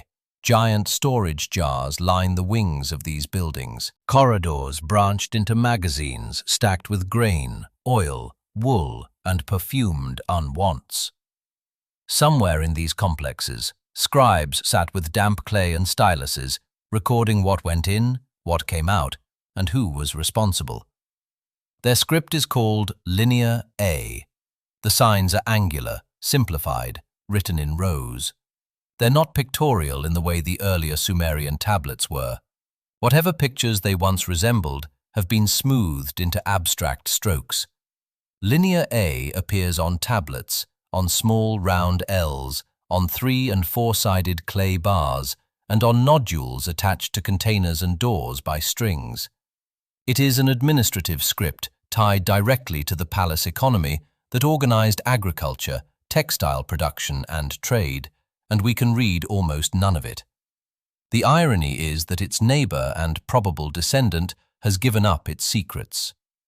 Around 1450 BCE on Crete and later on mainland Greece, another script appears in similar contexts, Linear B. For decades, both Linear A and Linear B were undeciphered. The tablets looked related. The signs seemed similar, but no one knew what language either of them recorded. In 1952, that changed. An architect and amateur code reader named Michael Ventris, building on work by Alice Cobra and others, showed that linear B encodes an early form of Greek. He reached that conclusion by doing exactly what we wish we could do for every unknown script: counting, comparing, and looking for patterns over large numbers of tablets. Linear B tablets are usually longer and more repetitive than the Linear A ones we have. They come from palace archives at Pios, Knos, Myini, Thebes, and elsewhere. They deal with sheep, wool, chariots, land holdings, personnel lists. Certain words appear over and over in similar positions. Some tablets repeat the same clusters of signs with only one element changed, like an item in a list. Ventris and Kober analyzed these regularities, proposed phonetic values for the signs, and tested whether the resulting words could match plausible names of places and gods known from later Greek. They did. Once a few place names clicked: Knossos, Amnisus, Pios, the rest followed. Linear B moved in a matter of years from mysterious marks to malleable, if limited, bureaucratic Greek.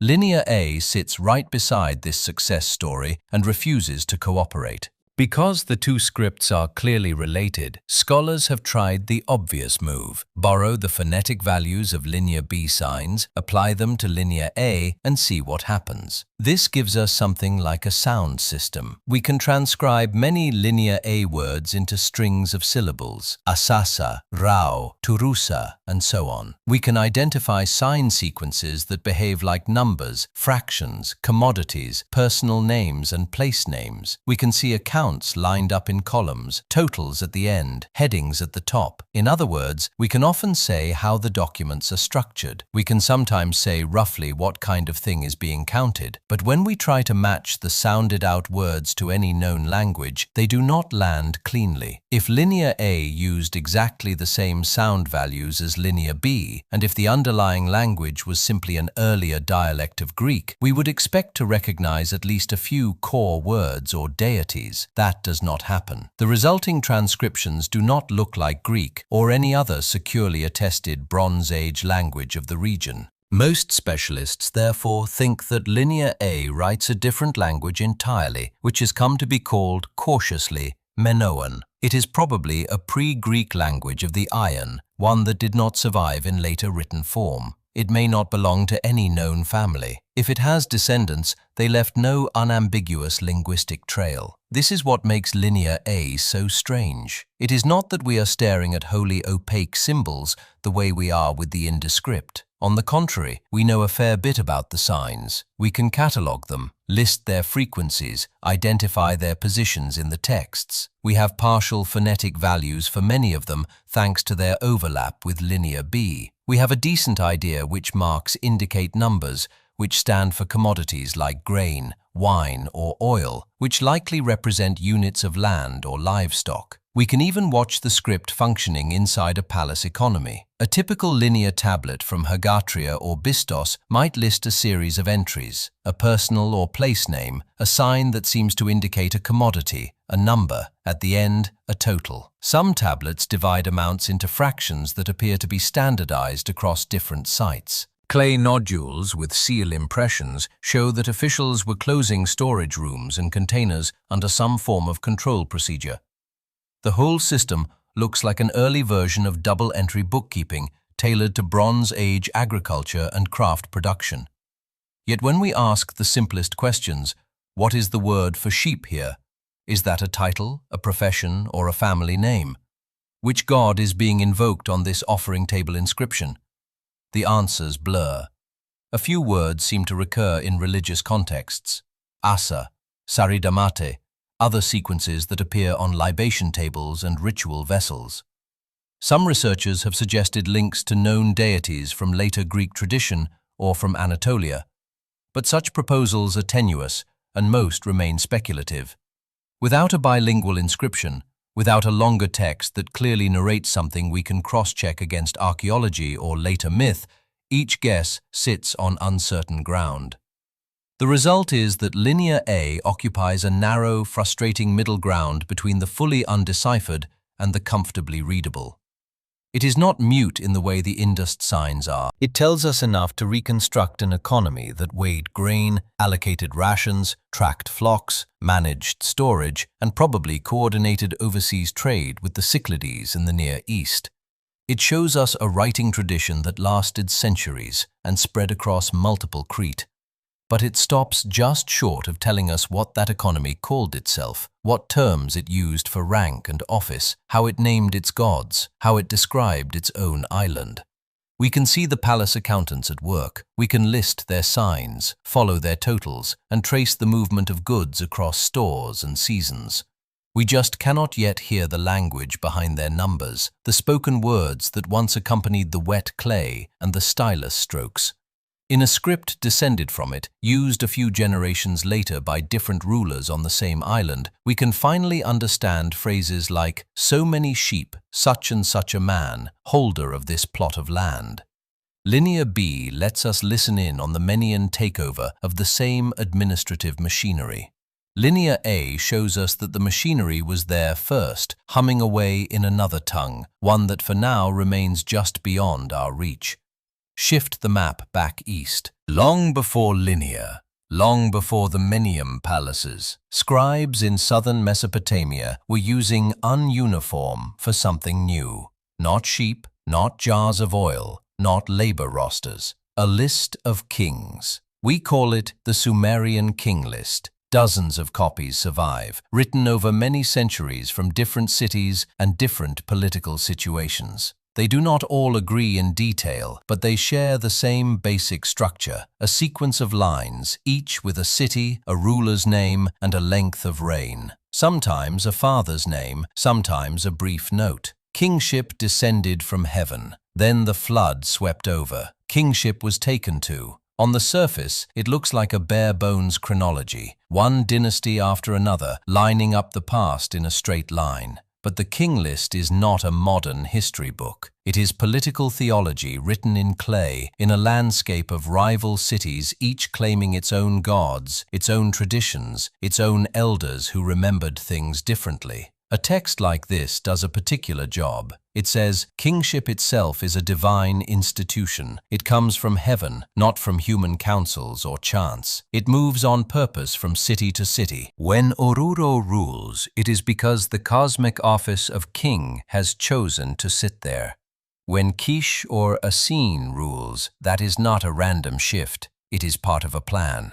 Copying this list, updating it, inserting your own dynasty at the right point in the sequence was a way of saying, we are not upstarts. Our power is legitimate. We stand in the same line as heroes and semi-divine rulers from the deep past.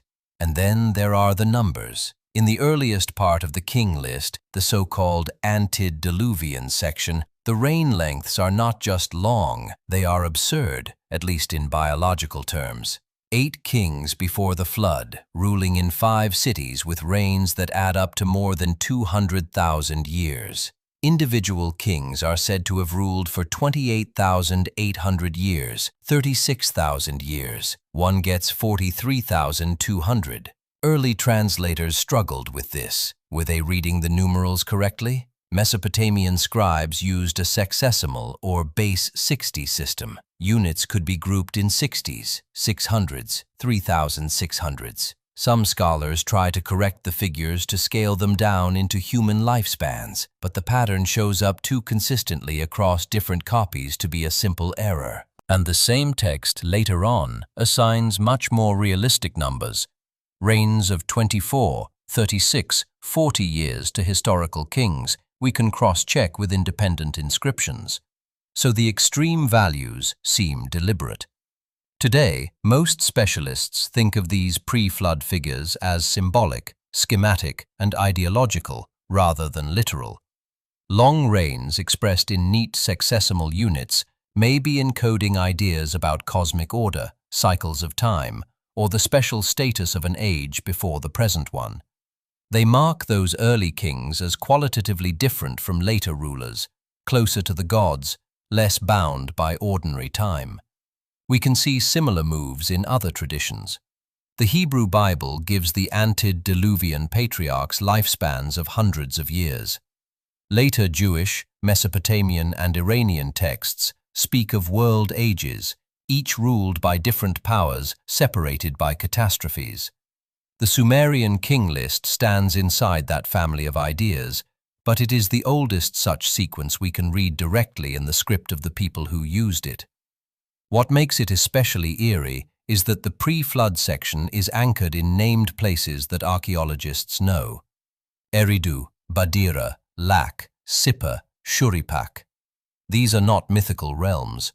They are real cities whose mounds have yielded temples, pottery, and mundane administrative tablets. Likewise, many of the post-flood kings in the list are people we can meet in other texts. Enma Baragi of Kish, for example, shows up on an independent inscription as a historical ruler. Later dynasties at Urin and Lhasa can be aligned imperfectly but recognizably with archaeological strata and year name lists. So the king list is not pure myth. It is not pure archive either. It is myth history, a telescoped narrative that welds melds legendary figures, local traditions, and real dynasties into one unbroken line. And running right through the middle of it is a single, stark sentence. Then the flood swept over. That line cuts the clay like a scar. Everything before it belongs to a qualitatively different era, one of impossible reigns and semi-divine rulers. Everything after it is the world we can, at least in part, check against bricks, graves, and economic tablets. The flood is the reset, the hinge of time. For many readers, ancient and modern, that structure is intoxicating. This word repeated with mythically named kings, named cities, a catastrophe that wipes the slate and a new beginning. It feels like a memory of a world before us, dimly recalled through ritual lists and temple recitations. It is easy to look at those enormous numbers and think, perhaps there really was a lost civilization long before 30,000 BCE whose records we have not found.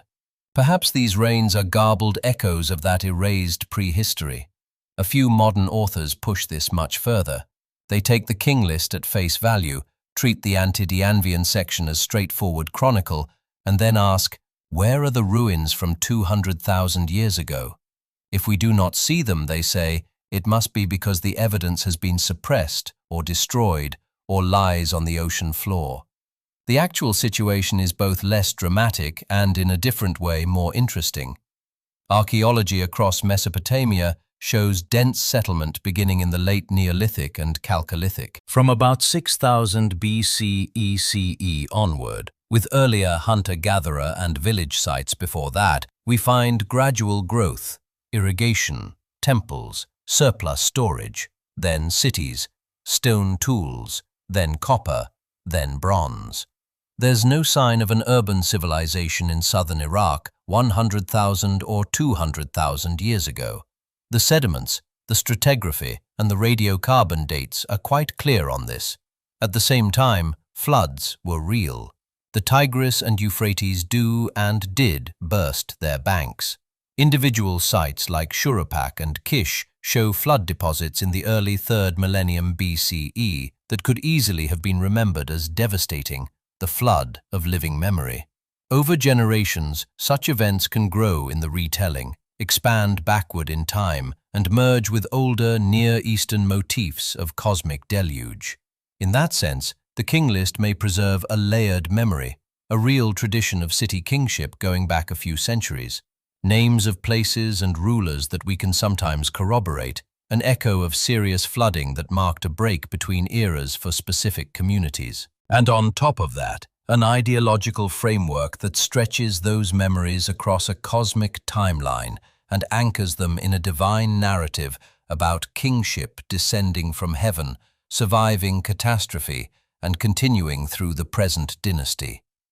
The world before us in the king list is not a hidden technological civilization. It is an earlier way of organizing memory, a world where time is thick with meaning, where numbers say more about status and sanctity than about calendars, and where history begins not when people start writing, but when someone decides to line the past up king by king and inscribe it on clay. If kingship descends from heaven, somebody has to be up there to send it. In the Mesopotamian texts, that somebody is not a single robed patriarch or a council of 12 space engineers. It is a whole population of powers. Among them are the Anunnaki. In the oldest Sumerian sources, Anuna or Anunnaki does not mean one specific god with a personality and a biography. It is a collective term, a category. Often the Anunnaki are the great gods of the assembly, especially those tied to the underworld and to destiny. In some hymns, they sit in judgment. In some myths, they attend banquets.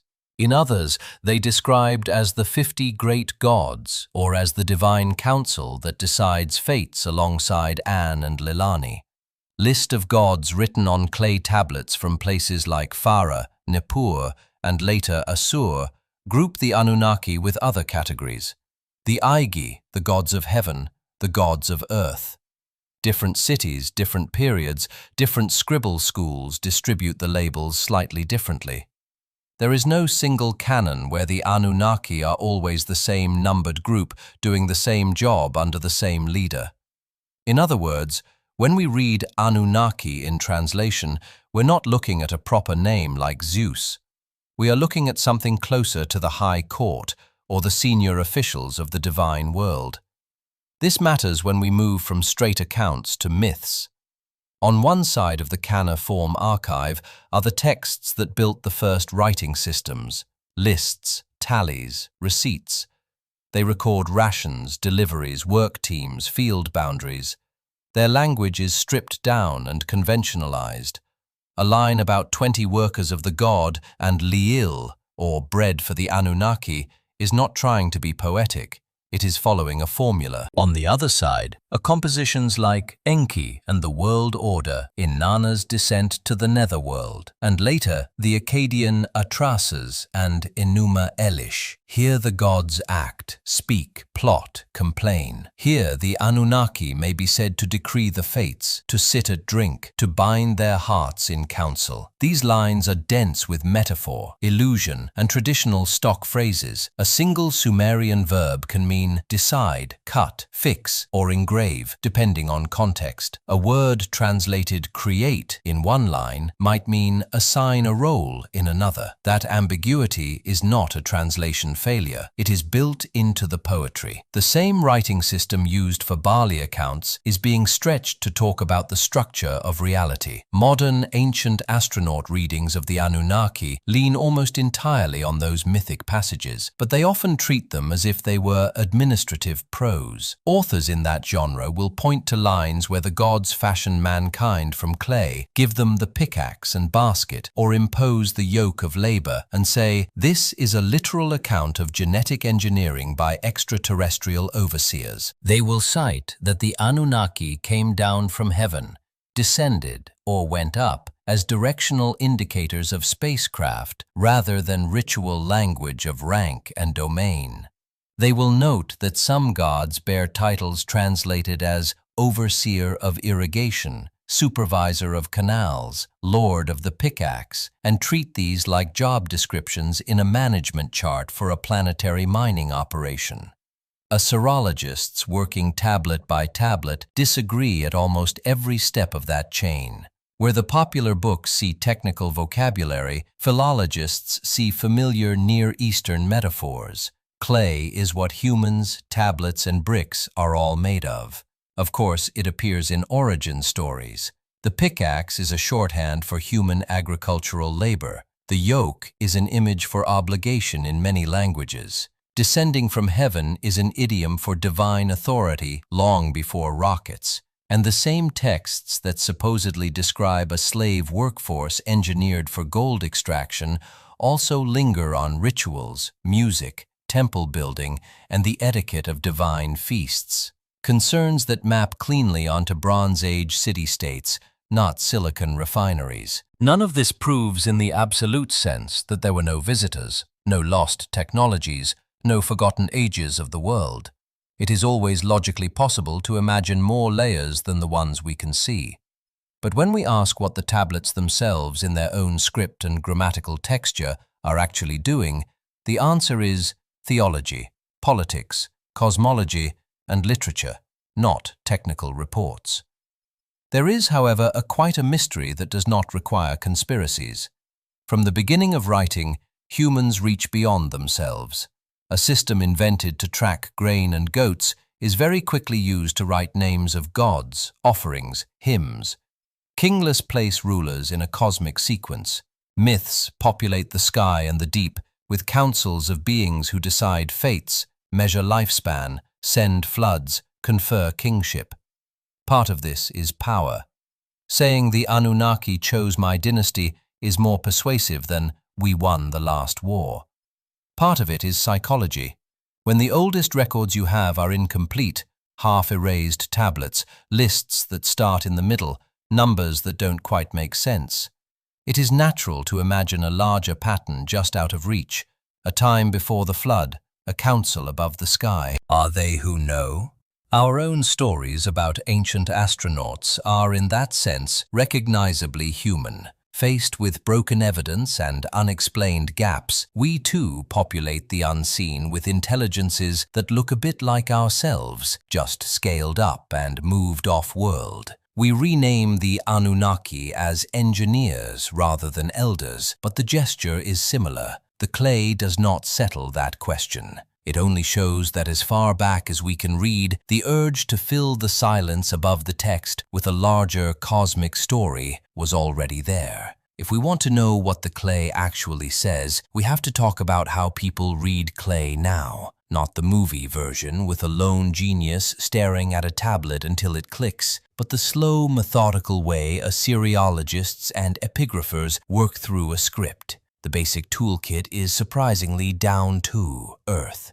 Start with sign lists. For any script from early Uruk proto-uniform to Linear A, scholars first try to catalog every distinct mark that appears. Each shape gets a number, a conventional name, and examples of where it occurs. For Sumerian form, those lists are immense. Wedge clusters that began as pictures of heads, jars, stars, feet for Proto-Elamite or the Indust signs. The lists are shorter, but also more uncertain. Are these two slightly different shapes really two signs, or just sloppy handwriting of one? Next comes paleography, the study of how those signs change over time and place. A tablet from Euro, around 3200 BCE, doesn't write its signs exactly the same way as one from Ir, around 2100 BCE. Corners get rounded, wedges tilt, strokes are dropped. By lining up hundreds or thousands of tablets, specialists can say, this form of the sign is earlier, this streamlined version is later. That lets them date tablets, trace scribal traditions, and avoid assuming that a sign in 3000 BCE must mean what it clearly means in 1800 BCE. Often it doesn't. Whenever we're lucky, there are bilingual or multilingual texts. The famous Rosetta Stone did this for Egyptian hieroglyphs, the same decree in hieroglyphic, Demotic, and Greek. For ununiform royal inscriptions of the first millennium BCE sometimes appear in multiple languages and scripts on the same monument. Adian, Elamite, Old Persian. Even earlier, Sumerian and Akkadian share tablets with glosses, translations, and word lists. These are gold. They allow scholars to match unknown signs to known words, to confirm phonetic values, and to see how scribes themselves understood their own systems. Names. Onomastics are another anchor. Personal names, place names, divine names. In a partially understood script, you look for recurring clusters that plausibly spell familiar names mentioned elsewhere. If a certain sequence appears only in a context that looks like a list of merchants, and the pattern fits a known Semitic or Elamite name structure, that's a clue. That is how parts of Linear B and many ununiform languages were nailed down by hunting for Knossos, Amaduka, Inanna, Shurapak. And beneath all of this is statistical patterning. How often does a sign occur? What can it stand next to? Do some signs only appear at the beginning of a line, like headings? Do some clusters repeat at regular intervals, like grammatical endings or case markers? With the indescript, for instance, statistical studies strongly suggest a structured system. Certain signs prefer initial positions, others final ones, that looks like a logo, syllabic or morphemic script, not random symbols. But the texts are too short and the language unknown. So the statistics give structure without yielding a full key. Even when we read a script, that word hides two different achievements. One level is phonetic reading, being able to look at a sign and say, this has the value due in Sumerian, or add in Adian to spell out words letter by letter or sign by sign. For many early Mesopotamian tablets we can do this. We know the syllary, the standard logs, the determinatives that mark gods, professions, cities. The deeper level is understanding, knowing the grammar, the idioms, the semantic fields. A Sumerian verb may have a dozen possible meanings. Case endings stack, Prefixes telescope entire prepositional phrases into a few consonants at the front of a word. When modern translations differ, it is often not because we cannot read the signs, but because we are arguing over whether a line says the gods fix the fates, or the gods engrave the measurements, or the gods assigned the offices. For scripts like Proto-Elamite, we are not even securely at the first level.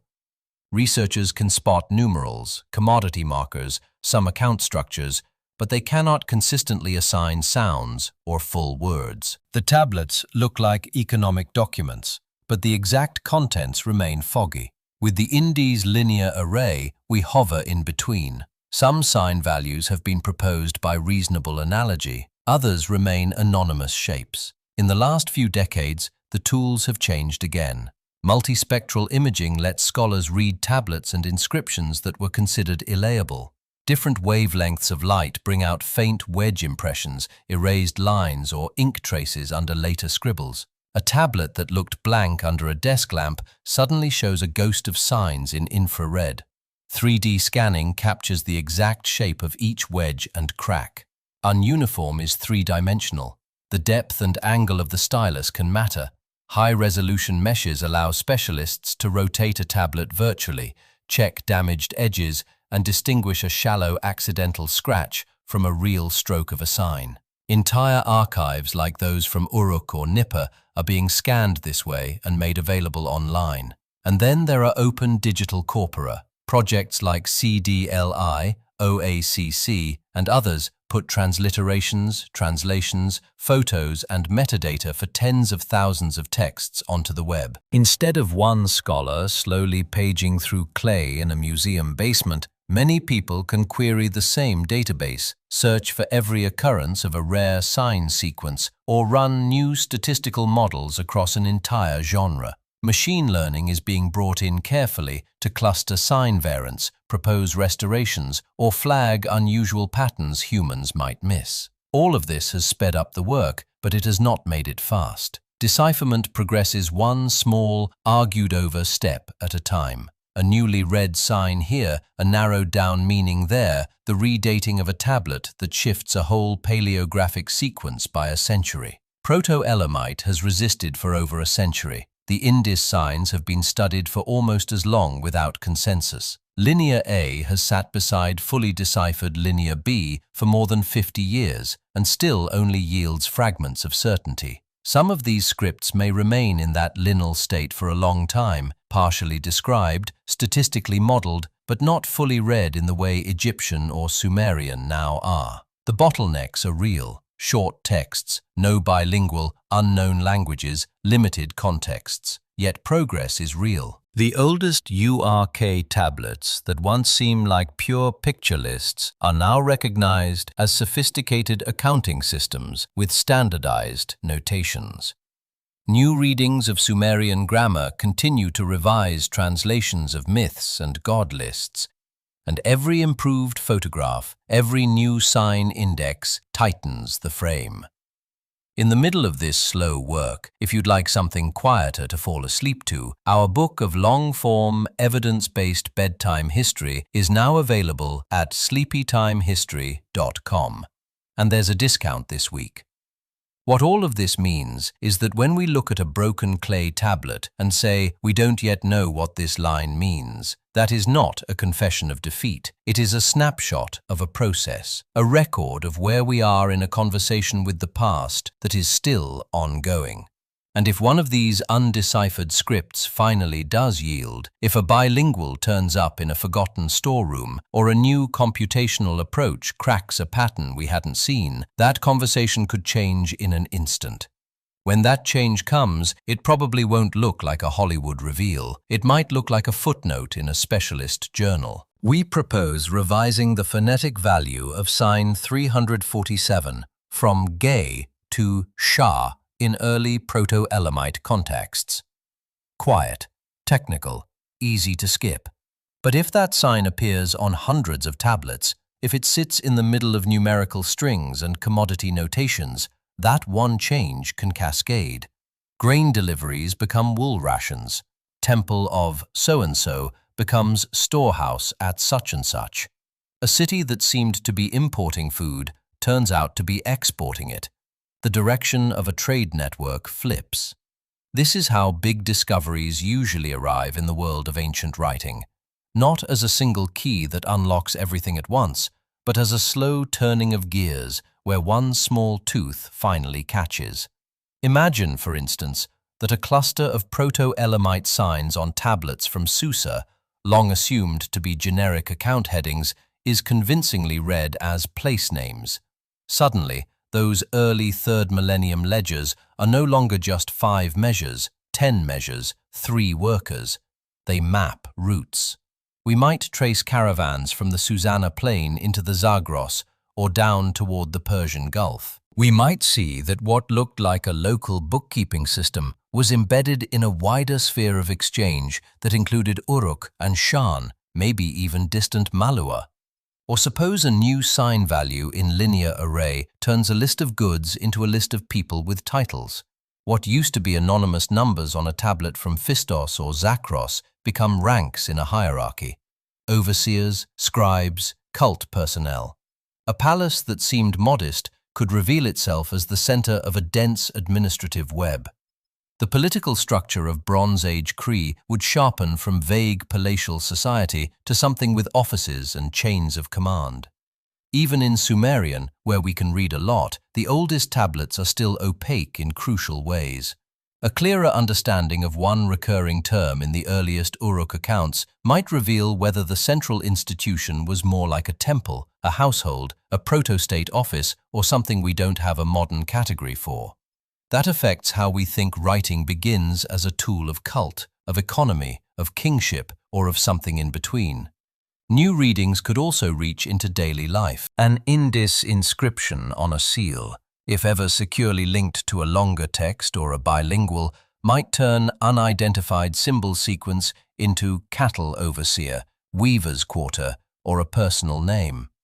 If several such readings line up, the little amulets and sealings from Harappa and Mohenjo-daro stop being mute logos and start naming occupations, neighborhoods, perhaps even clans. We would move from statistical patterns of signs to glimpses of bakers, metalworkers, boatmen. Religious ideas sit in the balance too.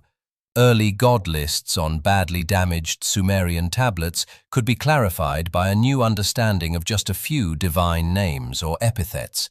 That, in turn, would refine how we read later myths that look back to a time before the flood, before kingship came down from heaven. When those lists mention rulers who reigned for impossibly long spans, 28,800 years, 36,000 years, the Samrian scribes are probably not doing geology, they're doing ideology. But better readings can show exactly how. Before us in these texts may mean several different things at once. Sometimes it clearly means mythic time, an era of semi-divine kings and culture heroes where numbers are symbolic and geography is blurred. Sometimes it is ideological time, a constructed golden age used to legitimize present institutions. We rule now because our line goes back to the antediluvian kings and sometimes before points to a real, dimly remembered historical horizon. Earlier dynasties, earlier cities, earlier floods and relocations that the clay only partly records. Future translations won't suddenly prove that an advanced unknown civilization built everything and vanished. But they could show that the early 3rd millennium world was more interconnected, more mobile, more experimental than we thought. Trade networks reaching farther, seasonal migrations baked into the records, religious practices spreading along with copper and lapis, then taking on local flavors as they arrive in new river valleys. Somewhere in a storeroom, there may already be a tablet that holds one of these quiet revolutions. Maybe it is a small Proto-Elamite account with an overlooked column of signs that turn out to be month names anchoring the whole system to a specific calendar. Maybe it is a broken linear A tablet whose missing corner, if found, would repeat a phrase also preserved in linear B, finally giving us a bilingual line. Maybe it is a mundane Sumerian school exercise that glosses an archaic sign with a later, clearer word, bridging a gap in meaning we've been guessing at for a century. We do not know yet which piece of clay will shift the story, or whether it has already been excavated and simply waits for a new imaging technique, a fresh pair of eyes, or a different question. But the potential is there quietly in every unread line. If you pull back now from the details and just listen to what all this clay has been saying, the first thing it tells us is how ordinary the beginning really is. The oldest secure writing we have is not a lost gospel from a vanished super-civilization. It is wedges in damp river mud recording barley, sheep, beer, labor days. It appears in cities we can locate on a map. Uruk-jit Nasa Susa, between roughly 3,400 and 300 BCE. It grows out of earlier traditions of clay tokens, bully and seal impressions. We can see the administrative logic tightening as pictures turn into stylized signs, as round impressions turn into rule tablets. And yet even here in a genre we think we understand, there is a lot we still can't read. Thousands of Uruk and Gemdet Nasa tablets sit in museums with catalogue numbers and basic descriptions, account tablet, list of commodities. But line after line of signs whose exact values and grammar are debated. Proto-Elamite texts from Susa and Talimalian stare back at us with symbol inventories we can classify and count, but not translate. Seals and tablets from Harappa and Mohenjo-Daro show consistent patterns that look like a true script, but with inscriptions so short and so isolated that no one can follow them into a sentence. Linear A tablets from Crete and the Ion are clearly doing accounting, probably ritual, maybe administration, but the language behind the signs remains unnamed, so we occupy an odd position. On one hand, the broad outlines are solid. Writing, as far as current evidence shows, begins in the late 4th millennium BCE, independently in Mesopotamia and Egypt, perhaps slightly later in the Indies and on Crete. Its earliest sustained use is administrative, rationalists, tax receipts, inventories, allocations tied to institutions that mix religion, economy, and politics. The grand myths and king lists come later. Once the system is already well established as a tool of power and memory, on the other hand, the fine grain is still full of uncertainty. We can be fairly confident that a given column is counting jars of oil, but we may not know exactly what the heading at the top calls the place or how the people in the list are categorized. We can identify an indis sign that nearly always appears at the end of a sequence, but we do not know if it's a title, a grammatical marker, a clan emblem, a verb. We can match linear A signs to their linear B descendants phonetically, and yet the underlying words stay opaque because the language is different. To listen to the clay responsibly is to hold both of these truths at once. The tablets are real, datable, excavated in stratified contexts. Their basic administrative function is not mysterious, and at the same time, large portions of what they actually say, names, place designations, fine distinctions between offices and offerings, the shades of meaning in early divine titles remain out of reach. That leaves a wide space for possibility, but not for anything goes. When later texts speak of ages before the flood, or kings who ruled for tens of thousands of years, they're working within traditions we can partially trace. Priestly lineages, ritual calendars, landscapes reshaped by real floods and dynastic turnovers. It is tempting to plug those gaps with neat answers, lost continents wiped clean technologies. But the clay does not demand that. It invites slower questions instead. What did these people think counted as before? How did they use memory, exaggeration, and myth to make their present make sense? Wonder, not certainty, is the right response. The oldest writing on Earth shows us a world both distant and familiar. Temples doubling as warehouses, officials counting grain on tablets instead of in spreadsheets, communities tying their lives to cycles of water and trade. It also shows us the limits of what we can know from broken artifacts and partial scripts. The fact that so much remains unread is not a failure. It is an honest boundary, and also a promise that new work still matters. If you'd like to keep following these quiet, difficult stories of scripts half heard and worlds half recovered, it helps a lot if you let the algorithm know. If this kept you company tonight, tap like, subscribe to the channel, and maybe leave a comment telling me where you're listening from. I love seeing the modern map that gathers around these very ancient places. And if you want to go deeper into the parts of human history that sit just beyond written memory, the bottlenecks, the forgotten coasts, the slow dawn before cities, there's a book I wrote all about those prehistoric secrets. You can learn more about it and pick up a copy if you'd like at sleepytimehistory.com. For now, the clay keeps its own counsel. We press our questions to it one tablet at a time, and somewhere in a storeroom or a field yet to be dug, the next small answer is already waiting. Heat. Heat. Heat. Hey, heat. Hey, heat.